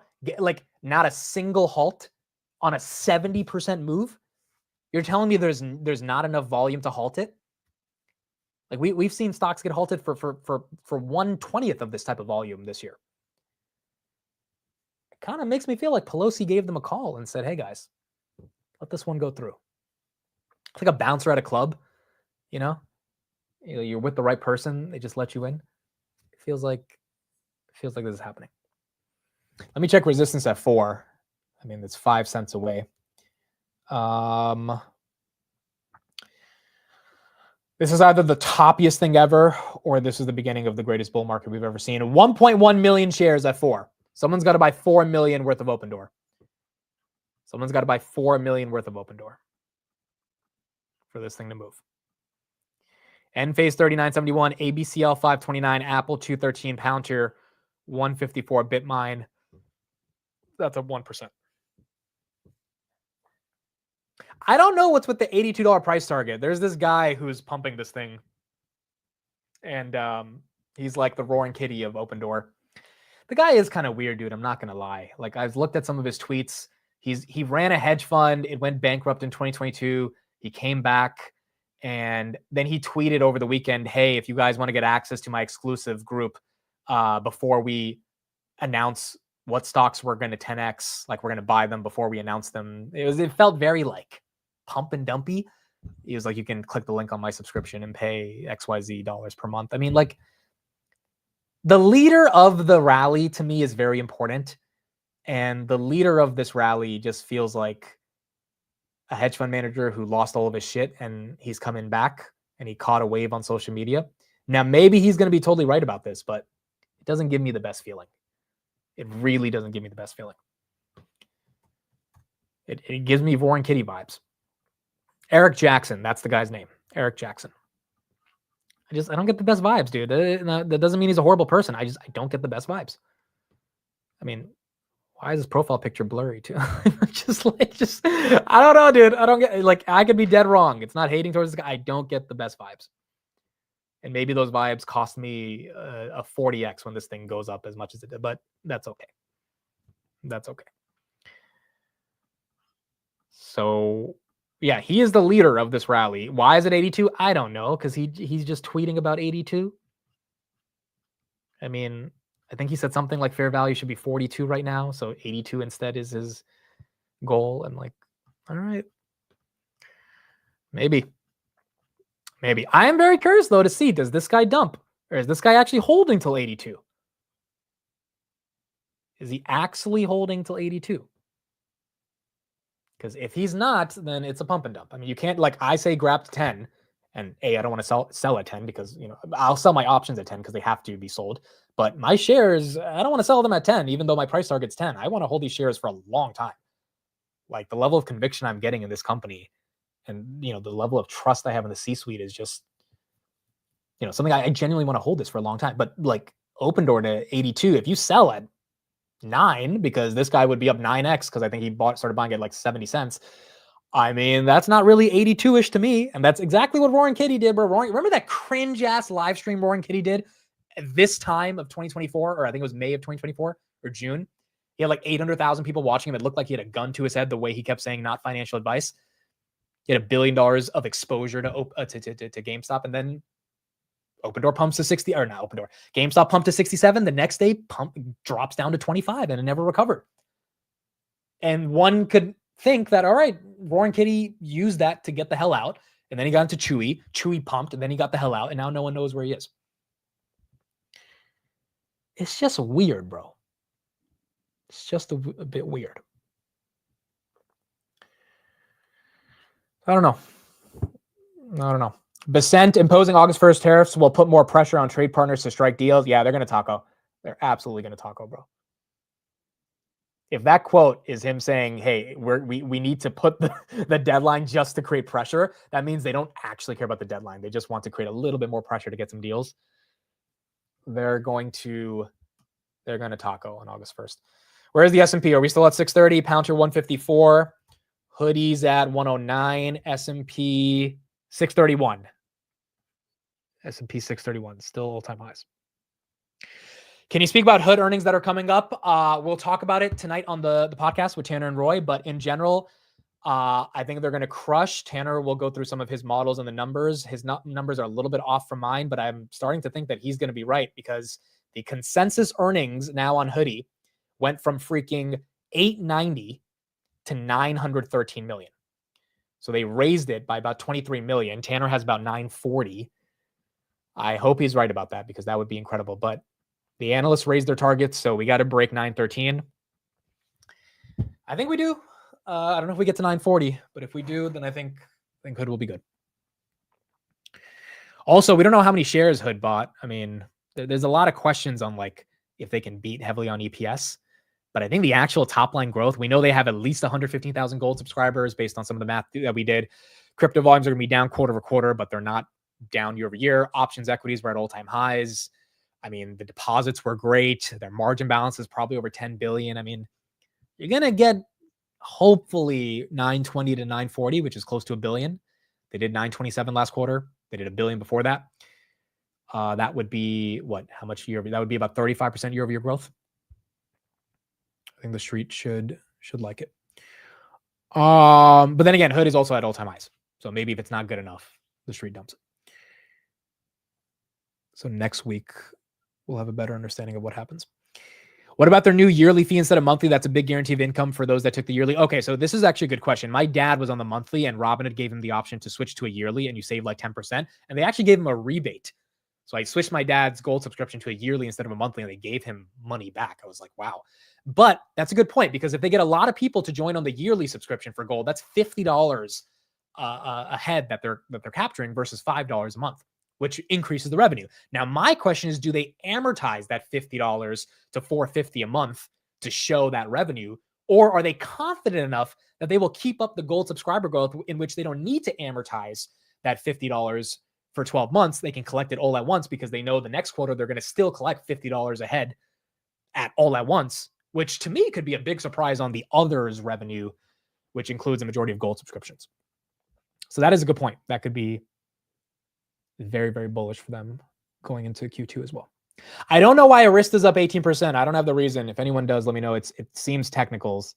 I don't see any upgrades or downgrades or anything like that. They are forced to amortize. Yeah, I don't know about the accounting laws, but if that's true, then they might not be able to collect it all at once. But it's not, are they forced to amortize? Because it's not net income, it's revenue. Technically, I mean, this also goes back down to their contra revenue thing that they have to amortize as well. Yeah, I'll try to do some research on it and see. But if they don't have to amortize it, that would be kind of bullish. They can collect $50 at once. But if they do, then it should still be good growth. BMNR is going flat on the day. It was up, I mean, it's up 1.3. It was up 10. So the ETH treasuries are taking a breather. SBET, that one's still up 8%, even though it's getting a bit of a red candle. Open Doors stalling out at 380. Got to 395. And that's chilling out. Yeah, you're right. It's collecting cash up front, but servicing over a year. Yeah, that's fair. That means they might have to amortize it. GAAP accounting, they have to amortize. Non-GAAP, they can show the actual revenue when it's recognized. Okay. Fair point. It's a fair point. I did buy Tesla. Yes. I bought Tesla, 100 shares. I'm in. Let's see.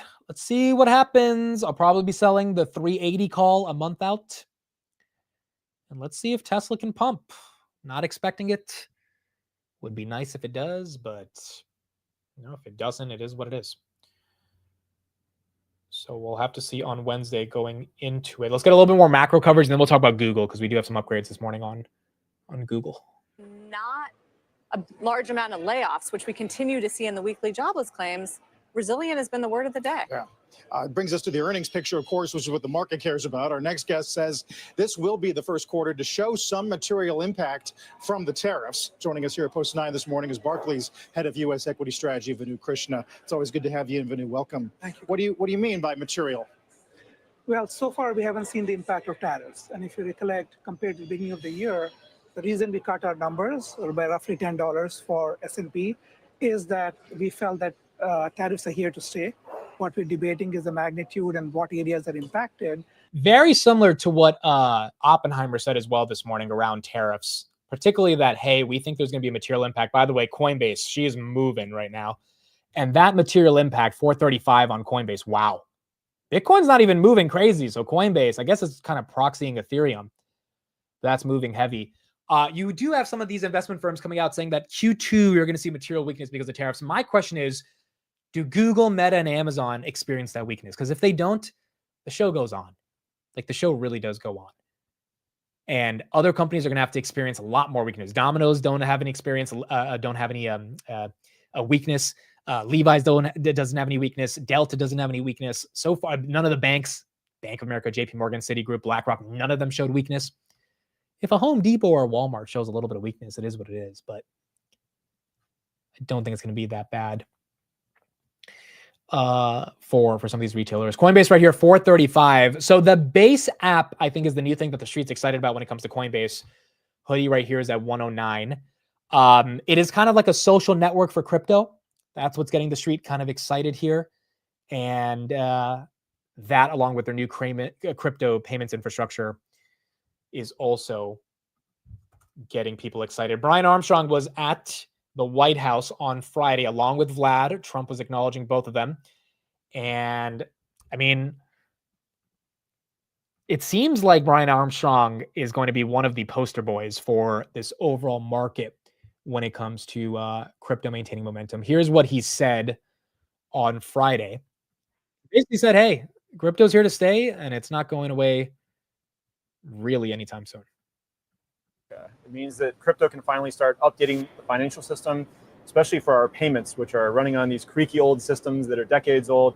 Now every payment in our economy can be fast and cheap and global, under 1 second and 1 cent anywhere in the world. So this is a huge milestone for crypto, and the job's not done. We also want to get the market structure bill called Clarity passed as well. The president said he wants to see that on his desk by September 30th.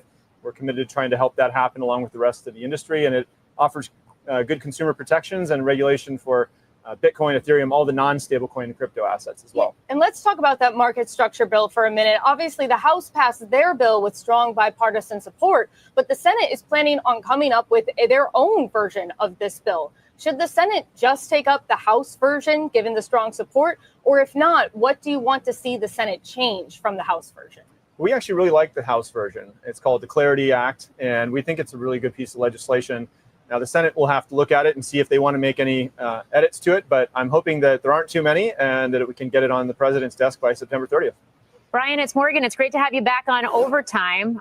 Congrats on the milestone today. I want to go back to this creaky financial infrastructure. How quickly can that infrastructure now be overhauled with this legislation making its way into place? Yeah, well, I think now that we have clear legislation, we're going to see the Fortune 500 really start to adopt stablecoins. We've started to see this a little bit already, even with the news that this was, going to pass in the near future. Coinbase just launched an integration with Shopify, for instance, and we've seen announcements from Walmart and Amazon, and almost every Fortune 500 company is now coming in and starting to look at stablecoin payments. And so this is a big opportunity for us. It's a TAM expansion for our business, and we think that we can provide these wallets and payment APIs for really, the whole financial system and every company eventually. Yeah, and is it safe to call this a new and emerging revenue stream for Coinbase? And if so, how quickly does that grow over time? Yeah, so that's absolutely right. Our first revenue stream was around trading, and then we also have subscription and services, which has become a bigger and bigger part of our revenue over time. I think payments is the next big category, and this is a daily use case for crypto for millions of Americans and eventually people around the world, especially those doing cross-border transactions. And he's not wrong about that. And that's stablecoins, baby. That is stablecoins. Coinbase, 50% of Circle's fees go to Coinbase. They are very intimately tied with them. S&P 500, 631. He's not wrong. And the street's given him the benefit of the doubt right here in terms of how much they're going to be able to grow into that. And that's really going to diversify crypto or Coinbase's business from just a crypto trading platform. Like it really will be an all-in-one platform for broader payments. By the way, Coinbase is going to try to tokenize stocks too. So it's not just going to be Robinhood. Coinbase has said they want to do this. And Coinbase already has international licenses across the entire world. So they can offer tokenized Apple theoretically whenever they want. I think they're in 150 countries. Robinhood's in like 50 countries. Question is the user experience, if there's any fees, yada, yada. But all that stuff is bullish for them. Open door, 390. Okay, she's trying to go back to 4 again. There's 1 million shares at 4. There is 1 million shares at 4. How do you know if a stock is halted on Robinhood? You will see the price not move, and it'll usually be a little bit of a, on Webull, it's like a blue button that says halt or suspended. And that's how you know. And there'll be a notification right above it. So the fact that this hasn't gone halted, guys, 634 million shares in volume. I mean, like the fact that it's not halted right now is crazy. How do you check the resistance at a certain price? So on Robinhood, you click on the yellow button near the name, and then it takes you to the order book flow. You can also just Google order book flow for a stock, and you should be able to find a website that shows it. So on Open Door, resistance at 397. Okay, at $4, it was 1 million shares. Now it's 624,000. At 399, it's 179,000. At 398, it's 92,000. At 397, it's 124,000. So those final 5 cents are 200,000 shares each. You're waiting to get above. Yeah, and a lot, 100%. A lot of it is on the velocity of the move within a time window for halting. But like we've seen names get halted this year that have had much lower moves in terms of velocity, speed, and volume than an open door. I mean, maybe there's just that much liquidity as well. You know, like a lot of times it's also about like, hey, are there enough sellers to handle all this buying pressure? Are there enough buyers to handle all the selling pressure one way or another? And that's when it theoretically can get halted as well. But maybe there's so many people on both sides trading this that it's a very liquid market. Goodness, dude, 75% up in a day. Pretty incredible. S&P 631, DJT still up 6% based on buying Bitcoin. And then Oracle at 246. Let's finish up with Tom Lee from the morning as he talks a little bit more about Bitcoin. It's interesting. That's a contrarian viewpoint. People think Apple either is too after last week in the Genius Act, and you suddenly are. I don't know whether you're. Oh, we broke 4. There she is, breaking 4, folks. 406. The stock market. The stock market. It's a beautiful thing. It is a beautiful thing. $4 on Mr. Open Door. And if that's enough support, then she'll get ready to start heading towards 5. 430 resistance is about 420 is 123,000 shares. 430 is about 80,000 shares. It's not that much to go higher, to be honest. It's not that much to go higher. So there you go. Open Door breaking $4 right there. I look at you as Mr. Equity guru or crypto guru. Are you able to do both? You have been. You're going to continue this? Yes. Fundstrat clients know my goal is to find them good ideas and make them money. And now I want to do that with shareholders. I am dedicated to delivering a great return for anyone who invests in any of our ideas, including whether it was our granny shots, which is outperforming year to date and almost 1.9 billion of AUM after 8 months. And now with BitMine, I am dedicated to really making this one of the best performing stocks. People need to, we don't have time to go into exactly how that works, but here we are 120 basically on Bitcoin, which you used to say at 70, and that was a 60% move or something that you were forecasting as within the next couple of months, or at least this year. Here we are now, what, 150? I think the 200 to 250,000 for Bitcoin still makes sense because that would still only value it at 25% of the size of the gold market. Okay. So I think digital gold means Bitcoin should be worth over $1 million per Bitcoin, and it could happen in the next few years. But maybe pricing 25% of that, especially with Genius Act, makes sense. Are you going to, I don't know, start making comments and recommendations about stable coins? Yes. I mean, in a sense, stable coins are the ChatGPT moment for crypto because businesses like it and consumers are adopting it. And now we see JP Morgan and Citi and getting into the stable coin market, and the Genius Act, of course. How would you play that? Well, Circle is one way because it is, a standout company. They've done really well. But Ethereum is really the way to play stablecoins because the majority of stablecoins are created on Ethereum. It's over 30% of its network fees. And if Scott Bessent's right in it, he says now it's close to a $4 trillion market. That's exponential growth for Ethereum. Ethereum is and that's why he's heavy with BM&R. Folks, Open Door, 422. 420. Look, you got to resist the FOMO if you have it. If you haven't resisted the FOMO yet, then you're probably in it. But this really comes down to just like, what really is your risk tolerance here? How heavy do you want to get into it? If you do get into it, do you want to get into it at all? Or do you just want to be on the sidelines and watch it? You don't have to participate in everything. And that's okay. That's also okay. Robinhood right here, 109, Palantir 154, Tesla 329, Nvidia basically flat on the day, along with AMD, not doing too much. Grab right here, 525. That's dumping from the open. It was at almost 550. Google basically just below 190, 189-ish. Apple losing a little bit of its steam. Bitcoin 118. I mean, quite frankly, you might have a lot of people selling a ton of other stuff to buy Opendoor. That could also be happening right now. And that could be leading to some of the red on these other names. Oscar right here, that one gets some love. Oscar up 7.5. Oscar getting some love. When should I get into ABCL? Looking for a starter position. Seems like it can 10x in the coming years. Good price strategy to add. So if you're asking that question, that means that there's a lot more DD that needs to be done on ABCL, right?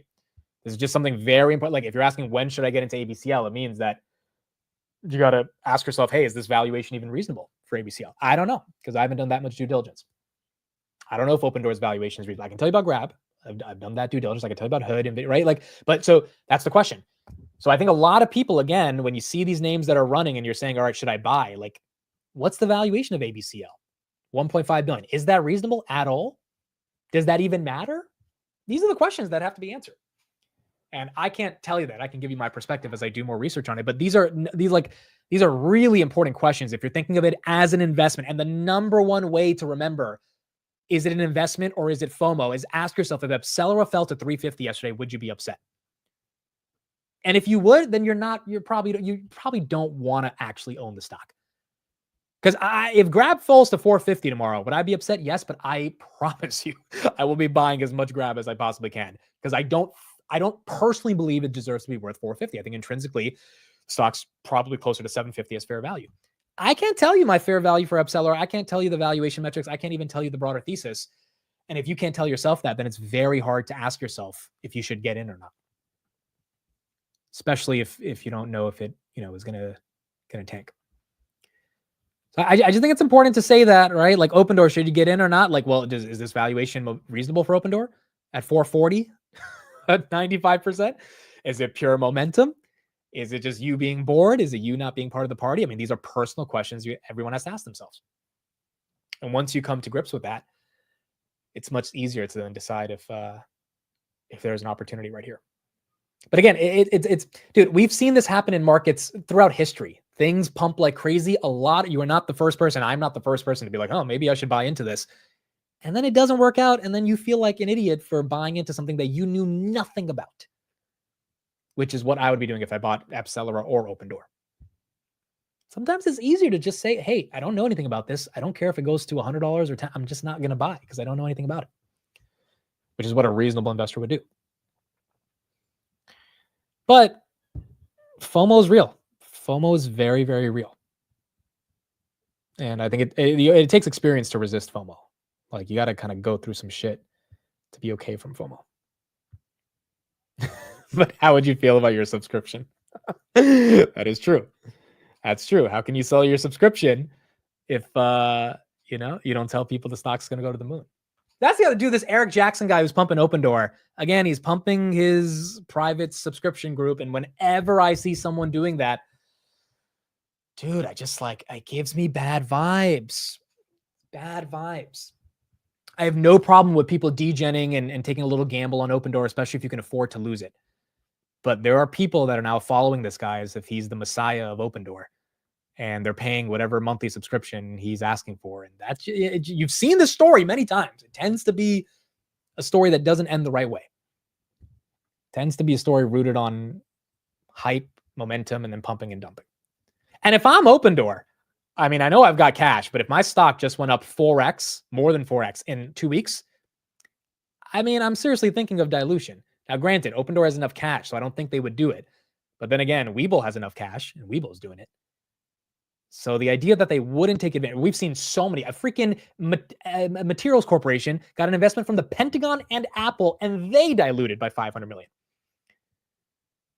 So the idea that the C-suites in Opendoor are not looking at the possibility, I think, is not true. By the way, have they been selling? Let's go to the Opendoor investor relations. Let's see.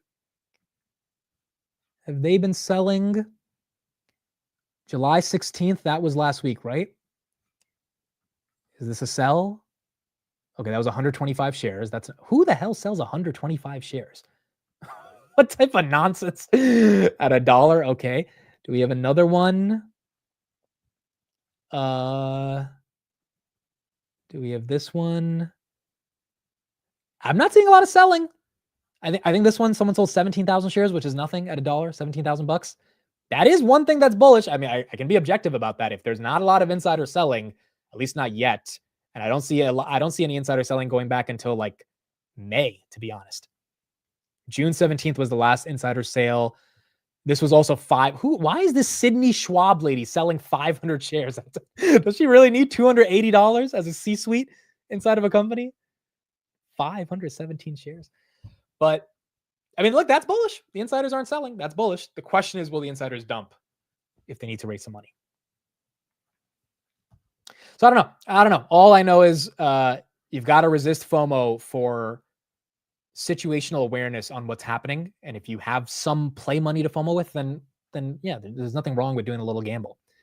But if you're full porting Open Door, ABCL, even if you look, I love Arnie, but just because Arnie likes it doesn't mean you buy it with no like intention of what it is, right? Like you still have to know what the hell Accelerator does. Also, Arnie's been very clear that this can go 100x or this can go to 0. So it's not like Arnie's out here promising 100x like this Eric Jackson guy is. Arnie's being pretty reasonable about it. Arnie knows the risks that, they don't succeed at drug discovery, they could fail. So you have to understand all of those components going into buying it. And then remember, if you buy Accelerator at 520 after it's pumped 2x, maybe it stalls out because it pumped 2x. Maybe it doesn't go to 7 after that. And you have to ask yourself, is that a good thing? Is that a bad thing? Is that going to make you upset? Is that where you want to park your capital? Or is that part of the way you think of the investment thesis if you get into it at these levels? I think this stuff is very important. Paula, thank you for becoming a channel member. Appreciate you, Paula. Thank you for becoming a channel member. Lulu is late. Thank you for the $5. This is for Amit's non-existing Discord group. Dude, the amount of DMs I get every day to start a Discord, I can't do it, guys. Just can't do it. I cannot handle the amount of notifications in a Discord. As much as I would love the community to be together talking, I think you could do that on Twitter. You can do that in the YouTube chat. I do not want to deal with a Discord where thousands of people are messaging night and day. Like I just don't have the bandwidth to deal with that. I also don't want to charge for that either because I just think it's not worth it. So there's plenty of Discords to join though that are out there. I think most of us, I mean, dude, we're on the YouTube chat for what, freaking 8 hours a day. So it is kind of a big ass group chat that everyone's part of. And you can replay the group chat so everyone can read through it. So I know it's not exactly like Discord, but it's just a bit much to navigate and handle. S&P 631, that's still green. And then BM&R goes red. BM&R goes red. Yeah, okay. Look, you guys don't want a Discord out there. The other thing is moderating a Discord, bro, because you got to have moderators because people say stupid shit. And it's like, I don't want to, like, what if someone gets in there and starts pumping some random $15 million market cap company? Like, it's just like there's too much moderation to deal with. And I don't have the time to deal with that right now. So we charge you. What's going on with Iran? Again, Iran, they actually have a legit thesis around their AI data centers that they're building out with some of these hyperscalers. So that one, I don't know why it's moving today, but that one, the thesis has been documented over the past month. That one's up 11%. Cisco's kind of flat. And then you got Hoodie right here at 108. All right, we'll finish with Tom Lee, and then we'll keep going from there. Ether has taken off recently. It was down at 1,700 or something like a month ago or 2 months Yes. ago. Now it's back almost, 36 or something? That's right. And I know Mark Newton, our head of technicals, thinks it's 5,000's doable near term, but if you value it similar to Circle, it's more between 10 and 20,000. You give a rat's patootie about August 1st? Does anything change with that for you? Well, a new month. Yes. Is that that's your answer? Well, it's a new month. Yeah. I mean, I think that on a half full, the tariffs are really good for the budget. So, and companies are managing through these now, and they're pretty significant now. And it's not inflation. They're not talking about it as inflation. So that's the half full. But you're right. Maybe August 1st gets pushed again, and that would also be positive. He's bullish ETH. He's bullish ETH. Tom Lee is not slowing down on this thesis. Again, I think he's bringing Ethereum to Wall Street, but I also think Wall Street's getting more excited about Ethereum, particularly because of stablecoins. Oh, wow. Look at this. Speaking of toppy headlines, LVMH, they're expanding into the private jet market. Is there that much money? Is there that much money out there, bro? Holy crap. Good to see. Well, LVMH expanding its reach into the private jet market with FlexJet. L. Catterton, that's the private equity firm backed by LVMH and Bernard Arnault, is leading an investment of $800 million to buy 20% of FlexJet. That would be the largest ever equity investment in a private jet company. Now, FlexJet will use the proceeds to buy more large planes and add infrastructure, especially in Europe, where they're seeing rapid growth.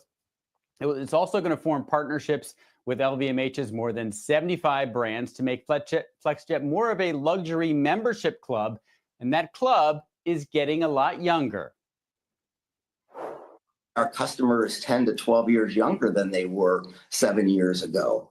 Now, I'm going to say there's two types of young. Our 70-year-olds are younger because they're living longer, but also we're getting a lot of 40-year-olds.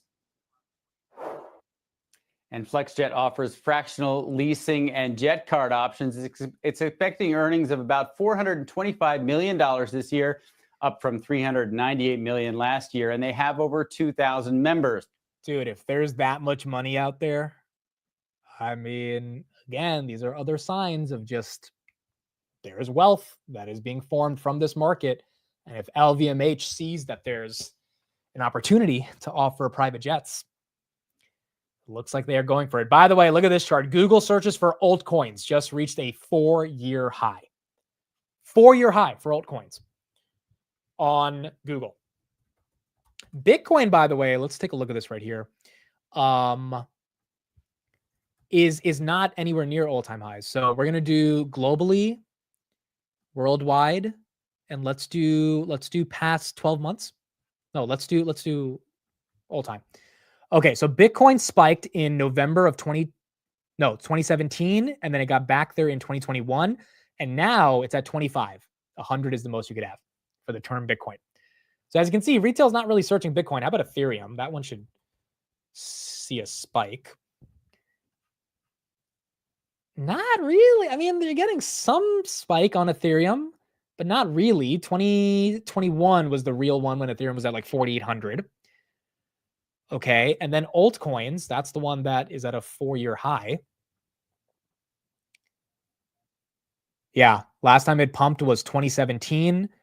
It just is crossing 2021, which is that 4-year high, just getting above those levels. Chainlink, that's another one that people are searching for. That one getting up there, but not really back above the November 2024 levels. How about just stock market? Let's see stock market. When was this spike? This spike was March 2025. Okay, so when the tariff stuff was happening, stock market as a term was getting a bunch of green. But not right now. So, I mean, look, you got retail coming back into the altcoins, which definitely is risk on. And the altcoins are obviously moving. Doge is, wow, 28 cents, just broke above. 28 cents. 28 cents on Doji. And then XRP, 361. That's up 4%. 361. Look up Meta, look up. ChatGPT eventually is going to have to come out with a website that shows us like how many people are ChatGPTing certain terms. Granted, people don't really like search on ChatGPT. They ask a question, but I guess you could reconcile a question about Bitcoin to have to do with Bitcoin as a concept. So eventually, I think we'll get more data from the AI engines. But you do have retail that's getting more excited. Politico sources, House GOP leaders have an understanding with the White House officials to delay the vote on the Epstein resolution until after the August recess. You know what's crazy to me? Our representatives get a whole month off in the month of August. It's kind of, am I asking too much for our representatives to work during the year? Like, and even if we do get that Epstein vote after August, they're not going to release the files. Like, we already know what they said. But the fact that they get a paid month off, I don't know, dude. That's just, they're supposed to be working for us. Most people in most jobs do not get a paid month off. I mean, you're lucky if you get 2 weeks of vacation throughout the entire year. And you have to really save up a lot of days for multiple years to then have your vacation. Open door at 395, back below 440. I was teasing my sister yesterday because my sister, she works at a school and she's going back to school like August 5th or something. And I was like, wow, you get a whole month off. I don't get a month off. And she's like, yeah, but you sit in front of the camera all day. I was like, okay, even if I do, I don't get a month off. I don't. The only days I get off are the national holidays. Outside of that, like Christmas, outside of Christmas, like usually December 25th to like December 31st, work is closed for a lot of people, definitely for a lot of school districts. Stock market's open. Summer, stock market's open. Halloween, Thanksgiving, stock markets. I mean, like, stock market stays open. So outside of the weekend, you don't get those days off. Applebee's would have a massive spike in revenue if Amit took a month off. Dude, the Applebee's slanders has to relax. Like, the steaks at Applebee's, I'm not saying they're amazing, but they're not horrible. Also, the appetizer sampler is also not horrible, bro. It's legit. Amit, how do you explain your job to your Indian relatives? Honestly, I don't really like explain it to them. My mom kind of explains it more. Like, my grandparents have been home the whole month, and so like they've like learned what I'm doing, and so my mom like explains it to them, and I mean, they understand it. Like they my grandparents watch the news, and so it's kind of like a news broadcaster media. My uncle understands it really well because my uncle is more millennial, but I don't know. It's less about relatives. It's explaining it to any person, because whenever they like say, "What do you do?" You're like, "All right, I'm a YouTuber," and then it's just like it goes into this rabbit hole of like, what does that mean? What do you do? How do you make money? All this stuff. And sometimes I'd rather just like not explain it, bro. It's just too much sometimes. A doctor of YouTube finance. That's what I should say. I have my doctorate. I should say I'm a doctor. I have a doctorate in YouTube finance. There you go. But you do have those Indian aunties and uncles that when you say, "Oh, I do YouTube," they just look at you and they're like, they have this disgust in their face. Bro, I think it was like 7 months ago. I was at this like not family dinner, but like Indian family relative get together or whatever. It wasn't really family. It was just like a bunch of Indian auntie and uncles there. And they're like, "What do you do?" I was like, "Oh, I'm on YouTube." You can see their face, bro. It's like, this piece of shit. This idiot, he's not doing anything with his life. That's literally, it's like deep hate. It's like resentment they have for entertainment as a career. Because to them, it's like doctor, lawyer, all that stuff. But you have to be willing to deal with that. You have to be willing to deal with people's judgment if you're going to be a creative entrepreneur.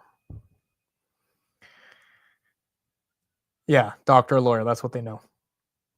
I will say the culture is changing, though. You do have some more modern liberal Indians that are starting to recognize like there are career paths in this way. Now, granted, would they let their kids go down that route? I still think many of them are conservative. But my parents, they were very, very supportive my entire life. So my parents are outliers. But the average Indian parent, I mean, if you tell them, "Mom, Dad, I want to be a YouTuber," I don't know, bro. You're gonna have to do some fighting. Yeah, I should say CEO. That's what I should say, bro. Content engineer. Exactly. I'm engineering content all day. 100%. That's what we got to do. Gold is still moving, guys. I don't get how gold's up today with Open Door up 50%. Open Door, by the way, nasty move from 440 to 373. If you bought at 440, you might be a little upset. Now, let's see if this bottoms out here or if this has more room to go. 800 million shares in volume. 800 million shares in volume. The real question is not the Indian parents or the Indian aunties and uncles. The real question is, what does a girl think, right? Like, if you tell her you're a YouTuber, do they think that's cool? Do they think that's weird? Do they think that's like you're a loser? Or are they attracted to like you doing your own thing creatively? I think that's what matters more. And I think in my generation, people in their late 20s, they're like an influencer is so common to them as like a career path that it's not that big of a deal. The question is, what type of influencer are you, right? Like, how are you building your community? Is it real? Are you just like randomly posting some TikToks? Or like what exactly is the route you're going out? On LinkedIn, when I came back to LinkedIn, which I haven't posted on LinkedIn in 2 weeks because I know I should be posting on LinkedIn, but I'm just like, I don't even know how to post them there. But I said I trade derivatives in my post after 5 years. It was the most cringiest thing to say. I was like, I do a open market close stream and I trade derivatives. And I read it back. I was like, this is the most cringe post I've ever wrote on LinkedIn. But nonetheless, Abcelera 580 to 520. You got some red candles. 580 to 520. 580 to 520. Yes, trade derivatives in the public markets. That was my post. It was a very LinkedIn post. Yes, I started buying Tesla already. Bought 100 shares today. So I bought Tesla. Is Rocket Lab dumping? Rocket Lab down 4%. Again, it's giving back some of the gains from last week. And then what's the other one that's been moving? Oh, Roblox. Is that one moving today? That's up 2%. That is up 2%. Russell says, I'm down 1,400. I bought in at 417. Well, first of all, Russell, appreciate the honesty. Hopefully it comes back to 417. But say now, here's the thing. So let's take Russell's example. So he bought Open Door at 417. He's down $1,400. The question becomes, when it gets back to 417, is he going to sell and break even and say, screw it, I'm out? First scenario. Second scenario, is he going to sell right here, take the $1,400 loss to protect his capital so it doesn't go down further? Or three, because Open Door right here, 368 from 440. Or is he going to hold it for the next 6 months and hopefully Open Door is back at 82? I mean, this is all of the psychology that comes into a pump and dump type of move, which we've just seen from 440 to 360. That's your dump. Now, maybe that's not going to last, but nonetheless, it just dumped. That's a pretty big move from 440 to 360. And that is why timing this stuff is so volatile. Or you DCA. That's another thing. Or you just DCA. You hold for 6 months and create generational wealth, right? Like there's so many of these different scenarios for how you think of it. Fancy way of saying a degen gambler. Well, no, trading derivatives to me, aka selling options, is not being a degen, in my opinion. You know, when you trade derivatives via selling options versus buying options, I feel like that's honestly not gambling at all. That's a lot more of the chances of winning being on your side. And it is a strategy for income that I use, dude. I mean, I've made good money this year off selling options. Even when I've had to roll options, the premium that I've collected has been so good. So to me, it's actually like a consistent, sustainable strategy. Obviously, you have to monitor it, but it's not as risky as let me buy a $4 Open Door option and hopefully it goes to $5, right? That's a little bit more degen-y. Yeah, I don't do zero DTE. Naked options are degen as well. Bought puts at $4 on open, expiring 8/1. Okay, some of those puts are literally going up in value right now as Open Door goes down. SBET, that's down 2%. The treasuries are getting hit. BMNR down 2%. Ethereum is not really tanking. So that's more of the treasuries going down. Yeah, I'm an online yapper. That's what I should say. That's what I should say.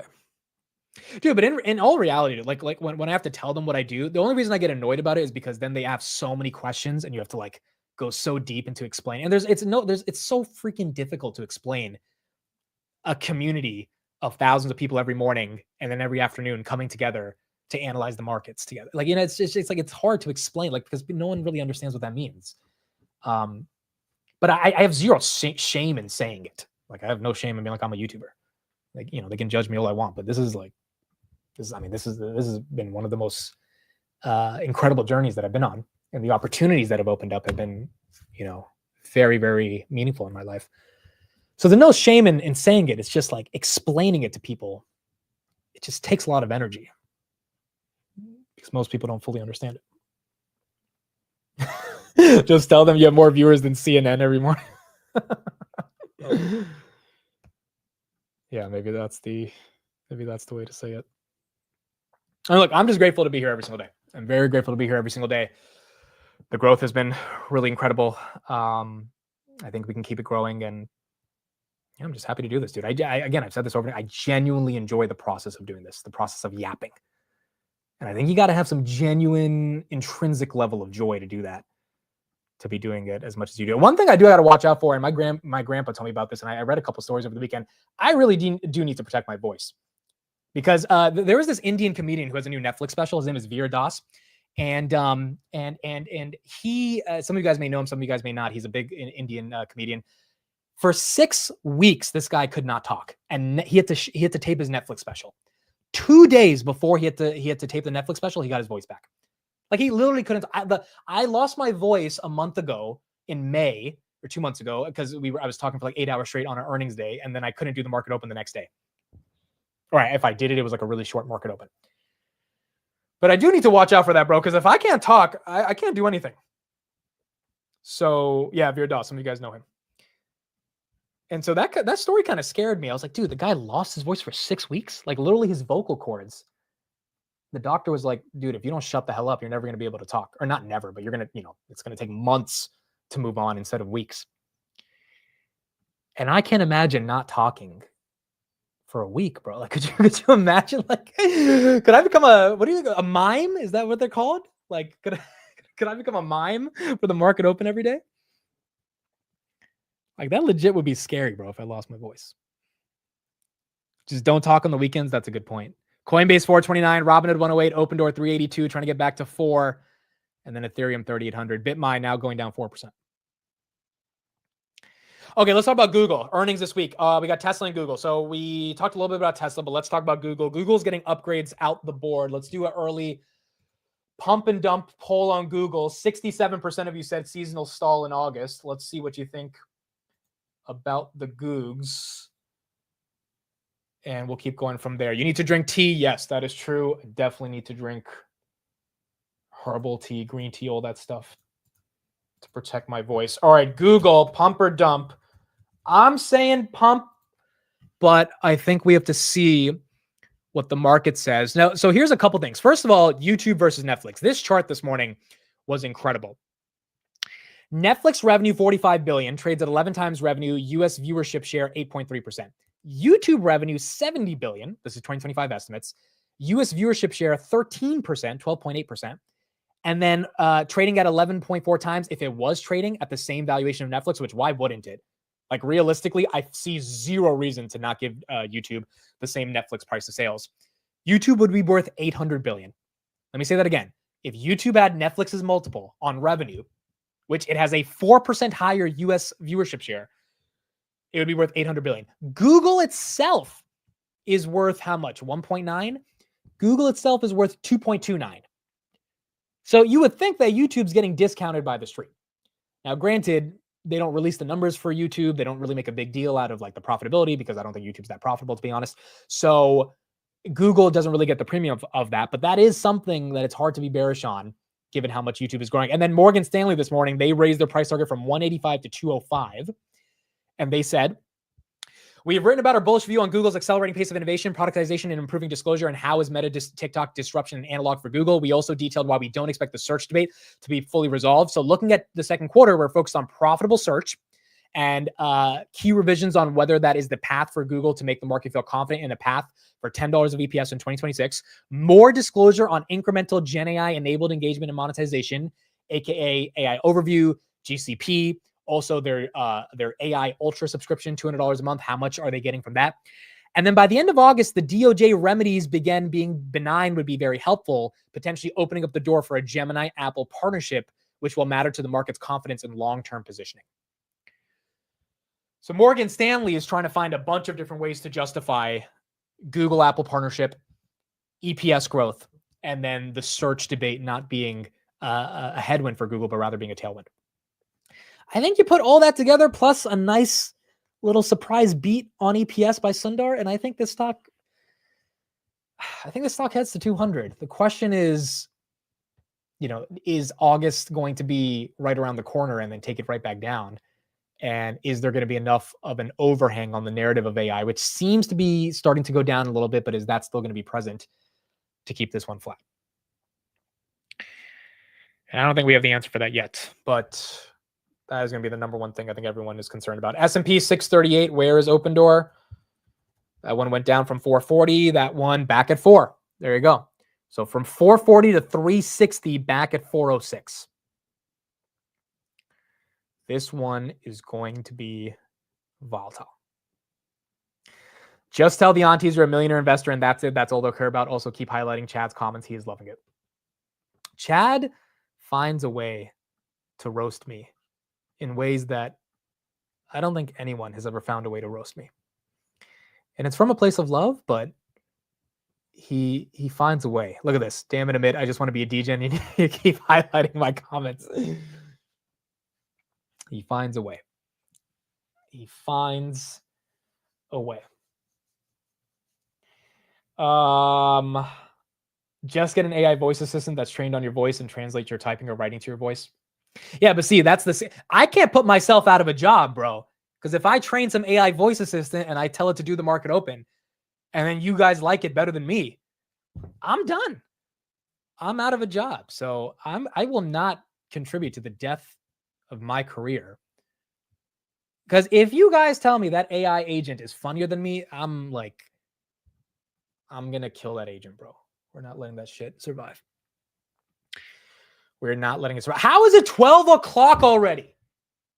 How has it been 3 hours, dude? Why is it 12 o'clock? Dude, I don't like this whole getting older thing. This day is about to be over. And then before you know it, life's about to be over. Why does time... I could have sworn it was 10:30, bro. Why is it 12 p.m.? Dude, what is how does the clock move? Yes, the clock moves, but it's moving too fast. But it's about to be done. We're about to be done with July, bro. We're gonna be in August. Oh, by the way, I didn't even tell you guys. So I went to the apartment over the weekend again. So my move-in date is August 11th. However, based on the furniture and based on getting all my stuff from this house to the other house, I might not legit have my setup on August 11th. Open door from 404 to 380. Wow.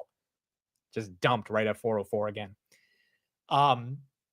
So I don't know exactly when the day the setup is going to be in place. Hopefully August 20th.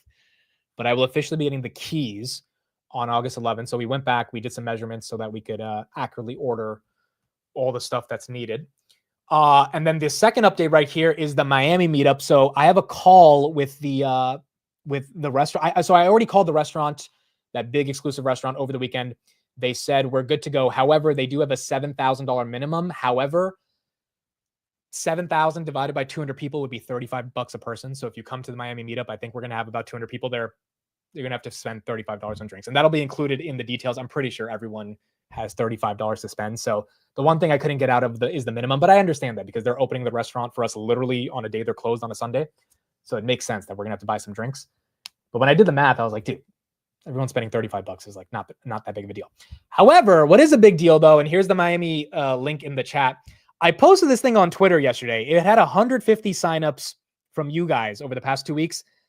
We're at 425 signups now. I don't know if this restaurant can handle 400 people. Quite frankly, I don't know if the meetup will be intimate enough for me to even say hi to everybody if we have 400 people. Now, granted, 400 people signed up. I don't think 400 people will show up.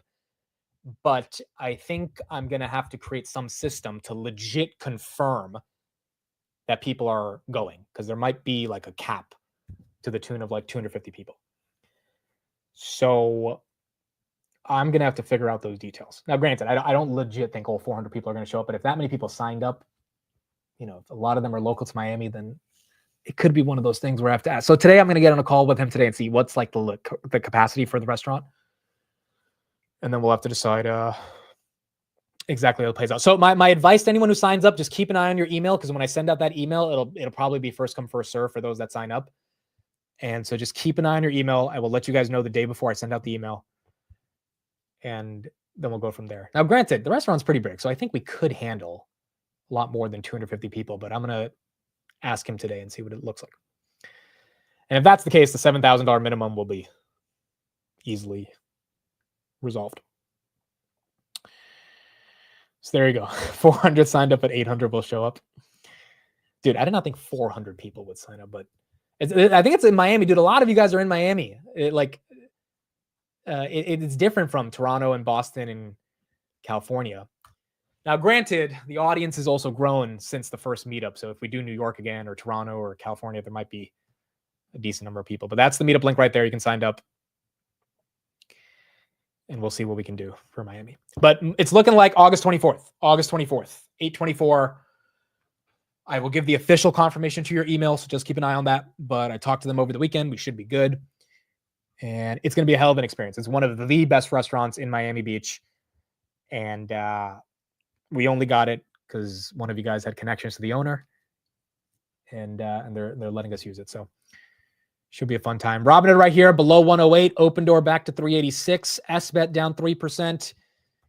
And the S&P 500 still holding all-time highs, even with all the volatility around small caps that we've seen all day. All the Texas people got tired of waiting and they're traveling to Miami. Hopefully 2026 Texas. Hopefully. Just a big-ass state, bro. You go to Austin, the Dallas people get mad. You go to Dallas, the Houston people get mad. You go to Houston, the Dallas and Austin people get. It's just a massive, massive state in Texas. Pay the restaurant in derivatives. Oh my gosh. All right, I think that's it, guys. I think that is it. If you already bought plane tickets, just email me. If you already bought plane tickets, just email me. I'll make sure you get on. So if you actually bought your plane tickets already, just make sure to email me. I'll put my email right there in the chat. At dailypoundtier.com. And just let me know. So I have your email confirmed if you already bought your plane tickets, because I told you guys like 2 weeks ago. I'll make sure you guys are definitely on the list. But I think we'll have capacity for enough people. I think we should have capacity for enough. All right, cool. That's it. I think we're done. And that's it for the day. Look, it's been an incredible open. S&P at all-time highs. Small caps are quite literally going to the moon. Open door up 70% even after getting hit at 440. If you're in these names, my only suggestion would be to remember to risk manage, take profits, and have stop losses so that it doesn't feel like you're working against the momentum. You should have momentum on your side. And if you're in it for $82, then you hold.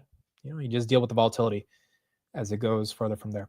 Apple 213, Google breaking 190, Palantir just below 153 or just below 154. Hoodie right here at 107.96. Rocket Lab down 5%. That's normal. It was at $30 last week, giving some of that back. Coinbase right here 428, and then Ethereum and Bitcoin having a lot of love. Ethereum 3800, XRP 360, and BTC is at 180. Bitcoin's actually down from 119, but still holding up. Robinhood 107, and then Palantir 153.02.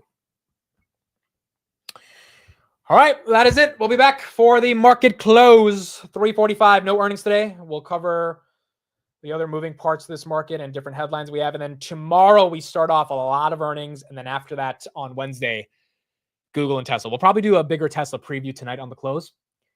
But Google and Tesla. Those are going to be the big ones that we're looking at. All right, cool. Word of the day. What do we got? Word of the day. Dislim. Dislim. To cause to become dim or indistinct. Heavy rain began to dislim the outlines of passing cars. The words in the journal were dislimned and faded by the writer's tears. Okay, so this means to highlight, essentially, something. Dislim. To cause something to become dimmer. It's often used to describe how something fades, blurs, or loses a clear outline, like when a visual image is obscured by fog. Okay, so the opposite of highlighting. It can also be used metaphorically to describe something losing its clear identity or becoming less defined. Okay. That is the word of the day. I mean, Open Door is definitely not being dislimned as it has all of the brightness and spotlight on this stock. Maybe it loses and fades some of this momentum and dislimbs, but as of now, it is holding up. Andrew just posted a new video. We should watch that before ending. All right, cool. Let's watch the Andrew video. By the way, Palmer Lucky tweeted about freaking, would you buy Andrew-made computers over Apple-made ones in China? And I was like, what? Are they going to try to freaking compete with Apple? Like, I don't know, dude. I don't know. All right, here's the new Andrew video. It's about 27 seconds. This is their new Barracuda.